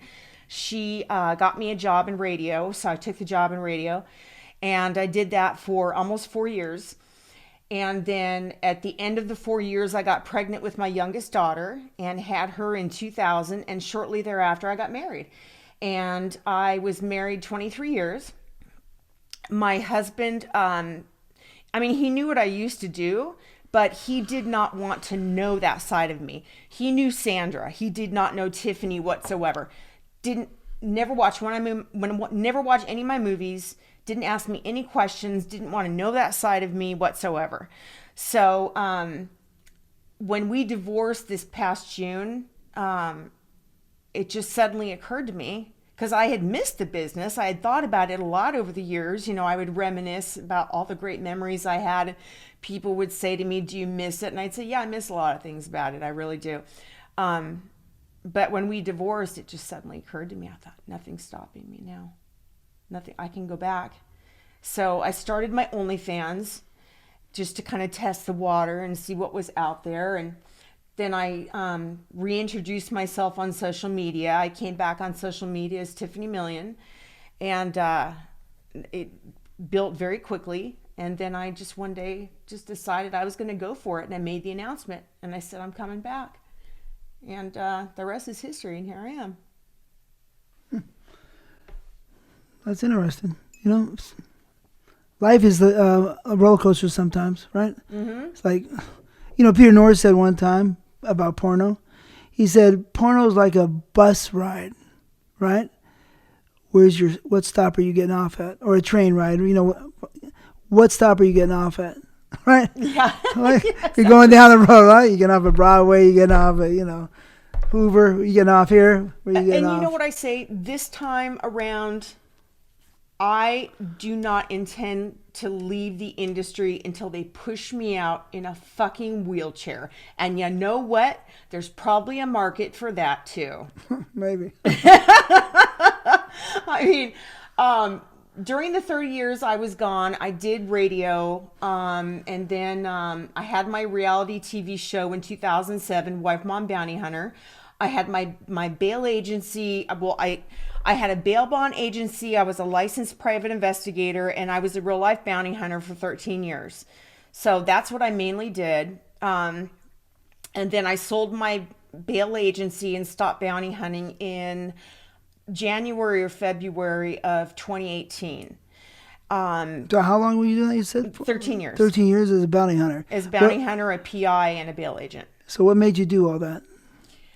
Well, it's kind of a great story. So my oldest daughter's biological father skipped out on his child support obligation for many years, and he worked for cash, and he was constantly hiding his assets from me so he didn't have to pay child support. This was back before the internet, and what year? This was 1991 through no, she was born in 91, so like starting in 1991, and I developed the skills of a private investigator, tracking him and his assets down. I mean, we're talking hiring undercovers to go in with tape recorders in their pocket to act like they wanted to hire him and record him talking about how he does business and delivering the tapes back to me.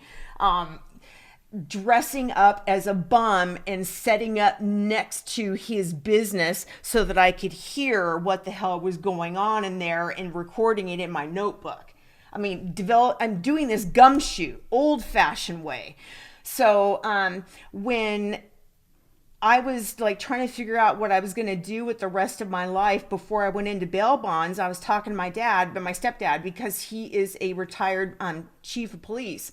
He says, well, why don't you just go to PI school and become a PI? You become so damn good at it. You develop the skills tracking Kevin down. Because in the end, so what happened was, after all these years of tracking him down and developing a case log on him, I finally got his ass in court. It took me 10 years, but I got him in court. He owed me $80,000 in back child support, and they were about to put him in jail. So I made him a deal. I said, I'll tell you what. I will forgive every dollar of back child support, and you can avoid jail. All you have to do is sign away your parental rights to your daughter, because my husband, the one I just divorced, wants to legally adopt her and be her father. So he did. He signed away his parental rights, and I forgave all child support, past, present, future, whatever. And my husband legally adopted her. So now on her legal birth certificate, it says Ronald Andrew Escott, father. And what's funny is he's only 13 years older than her. But in the state of California, where he legally adopted her, you only have to be 10 years older than the person that you are legally adopting to be their parent. Really? So yeah, he made it by 3 years. So that's how I became a private investigator. So I went to Nick Harris Detective Academy in Van Nuys, California to get my credentials and tested and got my PI license. And then from there, I decided that I wanted to add bail agent to my repertoire, my resume. So I went to bail agent training, and it was at bail bond agent training that I met a bounty hunter, this like totally like tatted down Mexican, looked like he just came out of prison, earrings, big thick neck guy. And like he was sitting behind me at the bail bond conference, and nobody would sit next to him. He looked really scary. And he was sitting behind me, and I was all curious. I turned around to him and I said, so what's your story? You're interesting. And he goes, I'm Laurel. I said, Laurel, so what are you doing here, Laurel? He goes, I'm a bounty hunter. I said, bounty hunter. Wow, I've often thought of being a bounty hunter myself. And he kind of looked at me funny. And this story is actually on my Facebook page. And he says, you? And I said, yeah. I said, because think about it. I said, you guys could send me into places where you can't go because I don't look like a bounty hunter. And he thought about it. He says, I'm going to introduce you to my boss. So he introduced me to his boss, who's a very well-known bounty hunter in California by the name of Zeke Unger. And Zeke follows me on social media, and we were just actually talking on he wants to hook up with me. He introduced me to Zeke Unger, and Zeke hired me and trained me as a fugitive recovery agent. And I was able to break some cases that they had in their files for a long time that their other bounty hunters had not been able to break. And Zeke was very pleased with my work and wanted to train me as an executive protection agent. But shortly thereafter, his female partner, who owned 51% of the company, she was a former LA County sheriff's deputy, found out that I was a former porn star and forced him to fire me. Wow. Then you went on your own? Then shortly thereafter, my husband and I moved to Arizona, and I was like, fuck this shit. I'm just going to go solo. So I opened my own bail agency where I could do my own bounty hunting, and I didn't have to worry about anybody saying, oh, she's a former porn star, and started doing my own bounty hunting. And then word got out about my team. And so other bail agents in the state of Arizona started hiring my team to do their bounty hunting. And then Hollywood came a knocking. They found out that this former porn star was a bounty hunter, and World of Wonder in Hollywood produced my show, and they sold it to the WE channel, and so that's how it happened. But to the what channel? WE, the WE network. Okay. Yeah, the WE network is now they don't have their own number on the dial anymore. They're now a streaming channel, but we found out halfway through shooting season 1 that I used to be a porn star. Now, why they put all this money into producing the show and promoting the show without doing research on their star, who knows? But they found out halfway through shooting season 1 that I was a former porn star, and they sat me down and told me that we will not be doing season 2 because our sponsors are like all up in arms that you're a former porn star. So they finished season 1. We finished shooting it. We promoted it. It went, they aired it, and then they buried the show. And you can't find it anywhere. It's not streamed. It's not on YouTube. It's not for sale. You cannot find that show anywhere. It's completely buried. Wow. How much money they put into it, you think? I have no idea. A lot. I mean, I remember when we promoted the show, how much money they spent just sending me around it. And like they put me up at like top-notch hotels, and I had carte blanche. I mean, like I was on billboards in Times Square. I wish I could find those pictures. Wow, really? Oh yeah, they purchased billboards in Times Square and on Hollywood Boulevard. My face was all big on Hollywood Boulevard on the billboards. What's the big deal? You know what I mean? It's so stupid, because if they would have just used my notoriety as a former porn star to promote that show, can you imagine how huge that show would have been? How fucking stupid do you have to be? I think that maybe their psychology was the advertisers, right, would be, oh, it's a porn, we can't be part of it. But it's not a porn, so it's something else. It's past porn, way past porn. They still didn't want to touch it. So get a life, motherfuckers, right? But so there's interesting. How much did it cost, and how long did it take to go to Nick Harris Detective Academy? Yeah. Honestly, it's been so long. I don't even remember. I don't remember how much it was. I think it was like a 6-month course, and I'm still very good friends with a few of the people that I went to school with, including the polygraph examiner who trained us at the academy. His name is John Grogan, Grogan. He follows me on all my social media.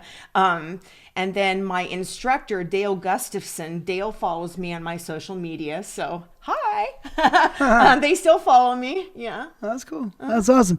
So the other question is, it seems to me like you might have ran into some heavy criminals. Did you? Oh, yeah. My most well-known client as a bounty hunter was, you remember Evel Knievel, the motorcycle stuntman? Yeah, of course. His manager, Kenny Brown, was one of my bail bond clients, and he jumped bond on us, and I had to bounty hunt him. Evil Knievel's manager. Evil Knievel's manager, Kenny Brown. Original, yes. He jumped bond on me, and I had to bounty hunt him, and we found him at a hospital in Scottsdale, and my bounty hunters waited for him to be released from the hospital and jumped him when he was released. And we put him back in jail, and he was locked up for about 4 years and got out just a few years ago. But yeah, he was my most high profile client. But what about any murderers? Child murderers. Yeah, I had a child murderer. Child murderer? Child murderer jump bond on me. We found him here in Las Vegas. Yeah, I had a couple of child murders. I had another guy who murdered a woman and chopped her up into pieces and disposed of pieces of her body all over the state of Arizona. Put one piece in this trash can in this city and one piece in this trash can in this city. And how did they find those pieces? I don't have access to the police files. I just know from what he told me when we had him in the back of the car in cuffs. Wow, were these scary looking people? They look very normal, which is even scarier. And their personas, like the scariest ones are always the really quiet ones. You know, that's what I always tell people. You really got to watch out for the quiet ones. The ones who are very who act crazy, you don't have to worry about them. They're all huff and puff.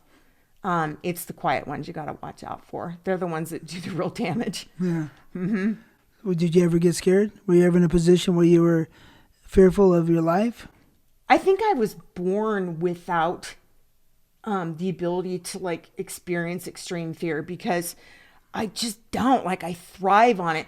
When I was a bounty hunter here in California, when I was still working for Zeke, we used to go down into South Central, into the projects.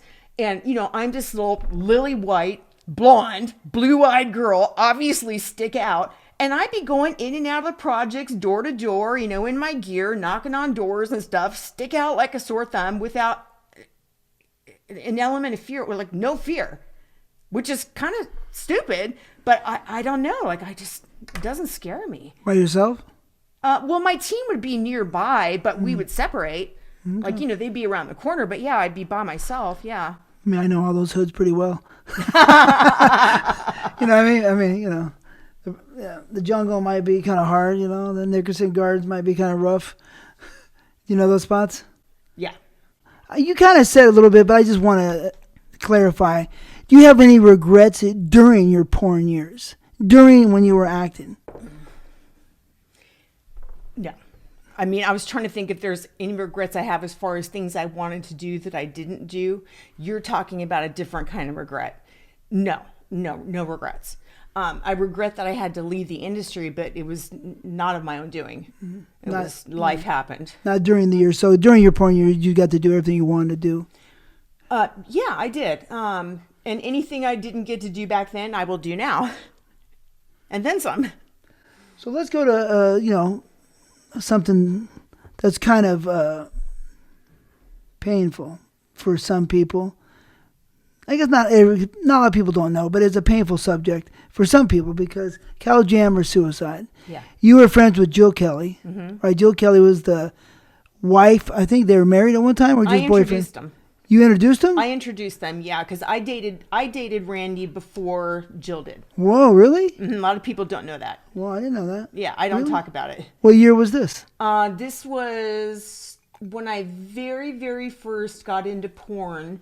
I was still living up in Canyon Country, and it was when I very first started with Reb. We never had sex, but we went out on several dates, and I stopped seeing him because he was just so freaking clingy and needy, and I can't deal with clingy and needy. Cal Jammer was a porn star actor in the late 80s and early 90s. Yeah. And so I introduced them because that particular year, I think it was 1993, Adrian, or Jill, her porn name, was my date for the show. And so I introduced them, and I'm the one who got her into the biz. And when Randy killed himself, or Cal Jammer, when he shot himself, she was on the phone with me. we were on the phone and I heard everything as it happened. She was in the bathtub at her apartment in Laurel Canyon, and she was terrified, and we were on the phone, and I said, where are you now? And she said, I'm in the bathtub. I said, okay. I said, I don't remember what I told her, maybe call the police or something. I said, where is he? She said, he's out front. And then all of a sudden she said, oh my fucking God, I think I just heard a gun. I think he killed himself.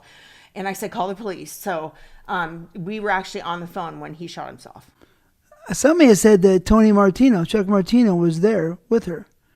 No, I don't recall him being there. I just know that we were on the phone, and shortly after it happened, she came to live with me and my husband, Richie Razor, or Ingo Gianni. Ingo Gianni is his real name, but Richie Razor was his porn name. She came to live with us. She just couldn't be by herself. So she took it hard. Took it very hard, yeah. So was she married to Cal? Yes. They got married, so you introduced them. I introduced them. And he didn't tell her to marry him. They got married like a month after they started dating. Whoa, because I remember seeing her on the set, I think for one of Buck Adams' movies. Mm-hmm. She wasn't working yet. Mm-hmm. She was coming on the set to see if she wanted to work in the business or something like that with Cal. Right. That's vague, that's a long time ago. Yeah. But, and so then she said, yeah, she's going to get in the business. And then she started, I work with her a lot of times, right? Mm-hmm. But, that's when she went under the name Callista J. Oh, really? Mm-hmm. And so then why did they break up, Probably for the same reason that I didn't want to see him anymore, because he's just so freaking clingy and needy. I remember her mentioning something about cheating or something. Or maybe it was her. Something about one of the two of them seeing other people, but I'm sure it had everything to do with the fact that he was really like possessive and clingy. I was pretty friendly with him. He was nice. Yeah, he was a nice guy, but when it came to his relationships with women, he was just very needy and possessive and clingy. Because I know he was that way with me. Mm-hmm. If you could structure an ideal man, make him, paint him, his height, his look, skin tone, all that, what would he look like if you have a picture of like a celebrity or somebody that, that somebody might know? What does your ideal man look like? Well, if you want to go purely physical, my ideal physical man is Roman Reigns. Oh, yeah? Oh, yeah. The Rock used to be my ideal physical man until he came out as a Trump hater. And then I was like, goodbye. And now Roman Reigns is my ideal physical man. However, I don't have, as far as what I'm attracted to, I don't have a physical type. I know it when I see it. I'm more attracted to what's in a man's mind, because I don't know if you're this way, but the older I get, I was this way when I was younger, but especially now that I'm older, it is so difficult to turn me on. So tough to turn me on. It's got to start here. You get me here, then you get me here, then you get my pussy. But you got to get my brain first, then you'll get my heart, then you'll get my pussy. But it's very difficult to get my brain, because I'm a very complex cerebral person, and you got to hit so many notes. And so I really don't care so much what a man looks like. It's how he's checking the boxes in my brain. Because like my lover, my 23-year-old lover, and God, I hope he doesn't take this the wrong way. He's a nice looking guy, but he's not a great looking guy. And he's losing his hair. He's balding a little bit in the front. He's balding here. And he wears glasses. And, he doesn't work out. He's not a fat guy. He used to be a fat guy. 5 years ago, I think he said he was 130 pounds heavier than he is now. I've got pictures of him on my phone before he lost the weight. He used to be an obese guy. And then during COVID, he just decided that he was sick of being obese and went on a diet and lost all the weight. Takes like a very strong person to do that. But it's his heart and his mind that I'm so attracted to. So I've dated in my lifetime some men that I was very attracted to who were not particularly physically good looking. And I have dated some extremely good looking men that did nothing for me at all. Yeah, I know what you mean. Yeah. Not with guys, but with girls. You know, I like girls with personalities, with something special about them. Yeah. Otherwise, you know, I'm not interested. I date a lot of pretty girls. You know, I was like, you know, okay, you know. Yeah, you've seen one, you've seen them all. It's really how they make you feel. What celebrity would you like to be stuck on an island with? Roman Reigns or who? Probably Roman Reigns, yeah. Because, I mean, he's really like the only one as far as male celebrities go that I look at him like, oh, damn, that's a man. But if we can include women, it would be Christina Hendricks. Yeah. Okay. That's one hot bitch. Okay. Let's throw something crazy out there. If you had to be stuck on an island with a politician, who would it be? Do I have to? God. Do I have to have sex with him? Yeah. Oh my goodness. I don't know if there is any politician that I would want to have sex with. You're stuck on an island with one. Who would you take? Just because I love him so much and I love his personality, it would have to be Donald Trump. I really can't think of anybody else.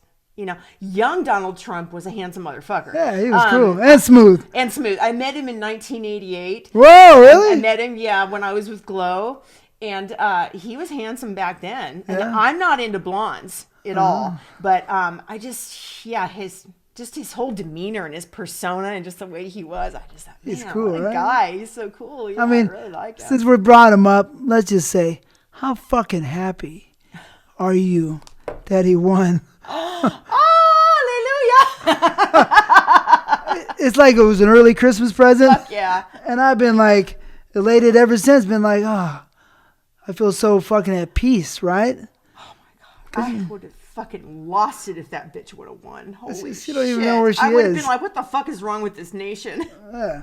Oh God. You know, I mean, but so happy, and he's already kicking ass. Yeah. Because this just is like he did last time. This is January 26th. Today is the day. So he's been in office 6 days, and he's doing wonders already. So God bless Donald Trump, and that's the way it is. Fuck yeah. Props to Donald Trump. I can't say God bless because I'm an atheist, but props to Donald Trump. He's the man. Well, all good energy to Donald Trump, the best. I'm so happy he's tough enough, the toughest guy we've ever seen in politics. He is. Period. And that's what we need for America, because America was made by rough, tough people. I mean, go back to the old West, you know what I mean? Go back to the days before that.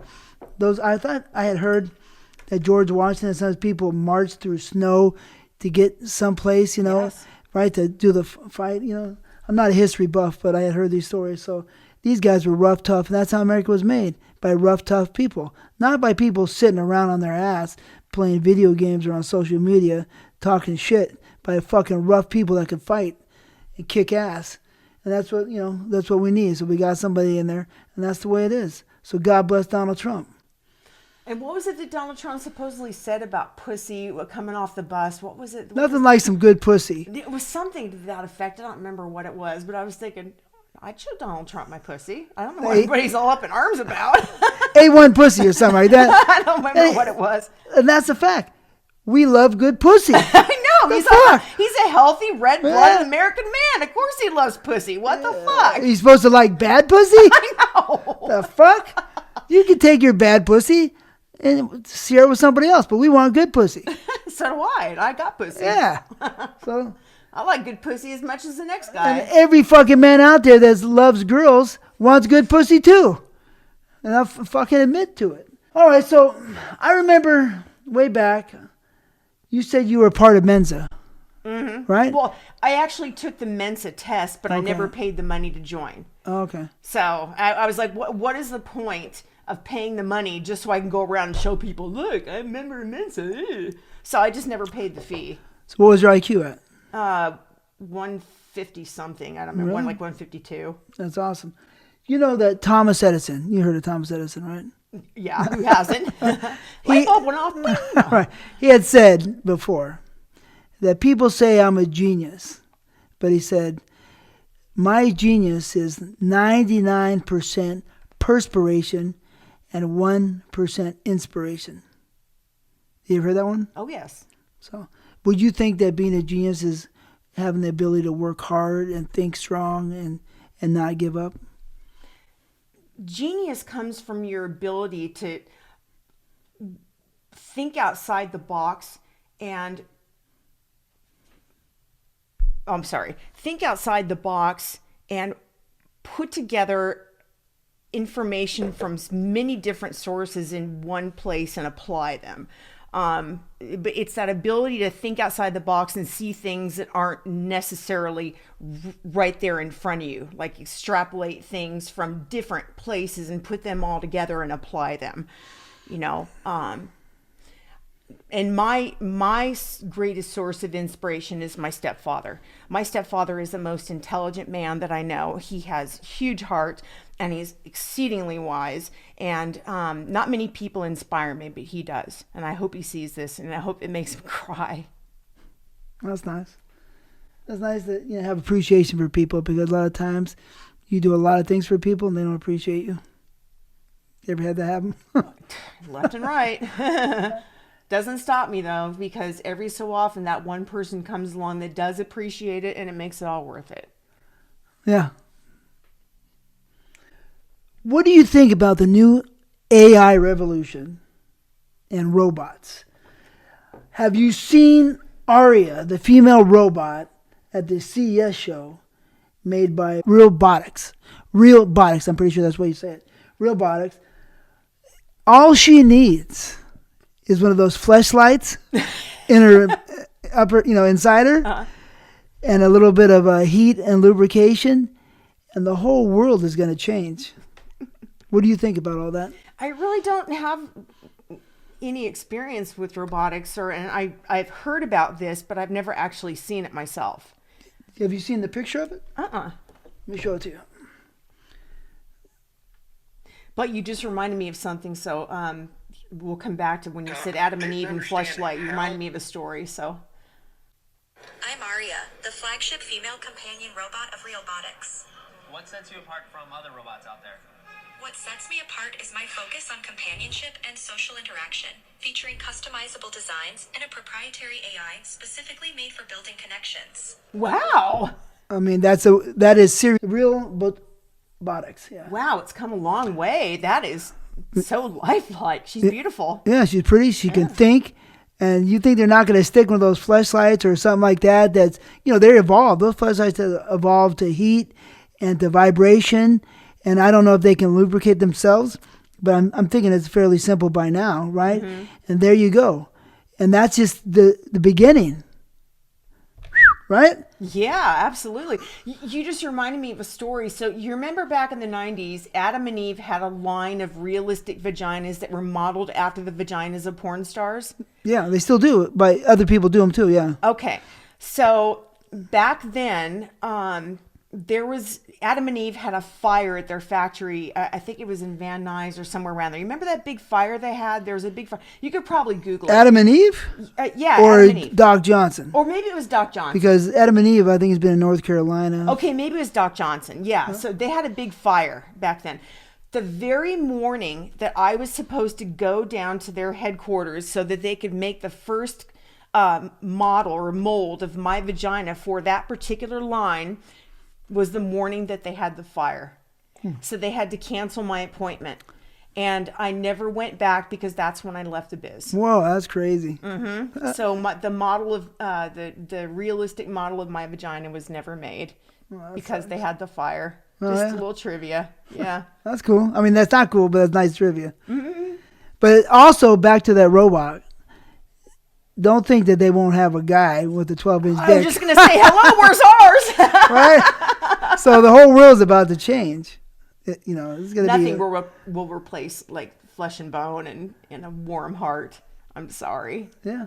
Well, personality, but that's the whole thing, I think. Is the personality like you. That's what gets you going, right? Mm-hmm. So until the robots can really make their own personality, they can get programmed.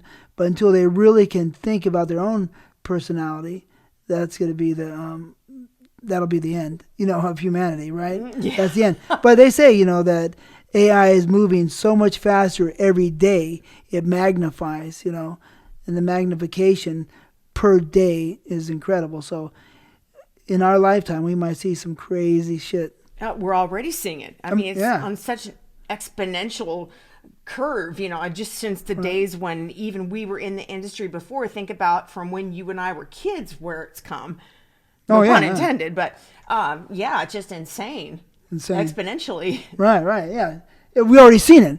But even past that, since it's magnifying so fast, the curve is like, going up. So it's going to be more.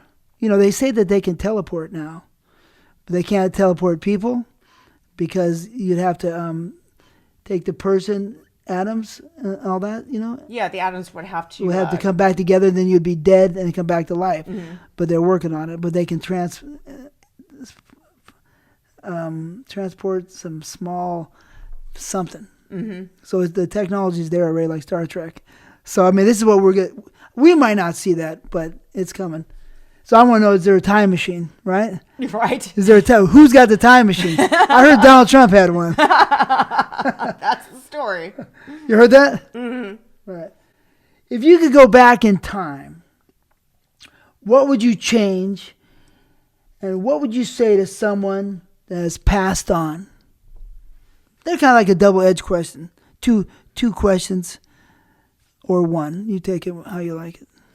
If I could go back in time, I probably would have warned JFK. I would have probably warned him, and he wouldn't have been killed. Because JFK was my hero. So that would be one thing. I would probably be the one to warn him and say, "Don't go down that street." Don't do that. But I mean, speaking of that, have you seen the new footage regarding that murder, assassination? Well, I mean, I've seen all kinds of different footage. If there's additional new footage, maybe I haven't seen it, but I'm always looking for new footage. The front seat driver blew his head off. The front seat driver blew... Yeah, the Secret Service killed him, or whoever was in the front turned around and killed him. Oh, okay, yeah. So it wasn't Lee Harvey Oswald, right? It was... I don't believe it was Lee Harvey Oswald. No, it wasn't him, but it was the person in the car. So if you could go back into any time period, what time period would you go to? I'd probably go back to the 80s. When I went to high school, because I feel like the 80s were just such the greatest era, and I miss it.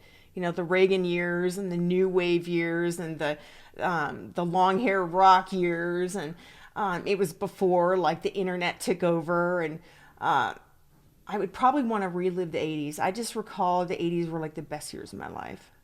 So you want to go back to the Old West? Go back to Jesus Christ days? No. Go back to the dinosaur days? No. No? Mm-mm. Okay. No, probably just back to the 80s. Really? Wow.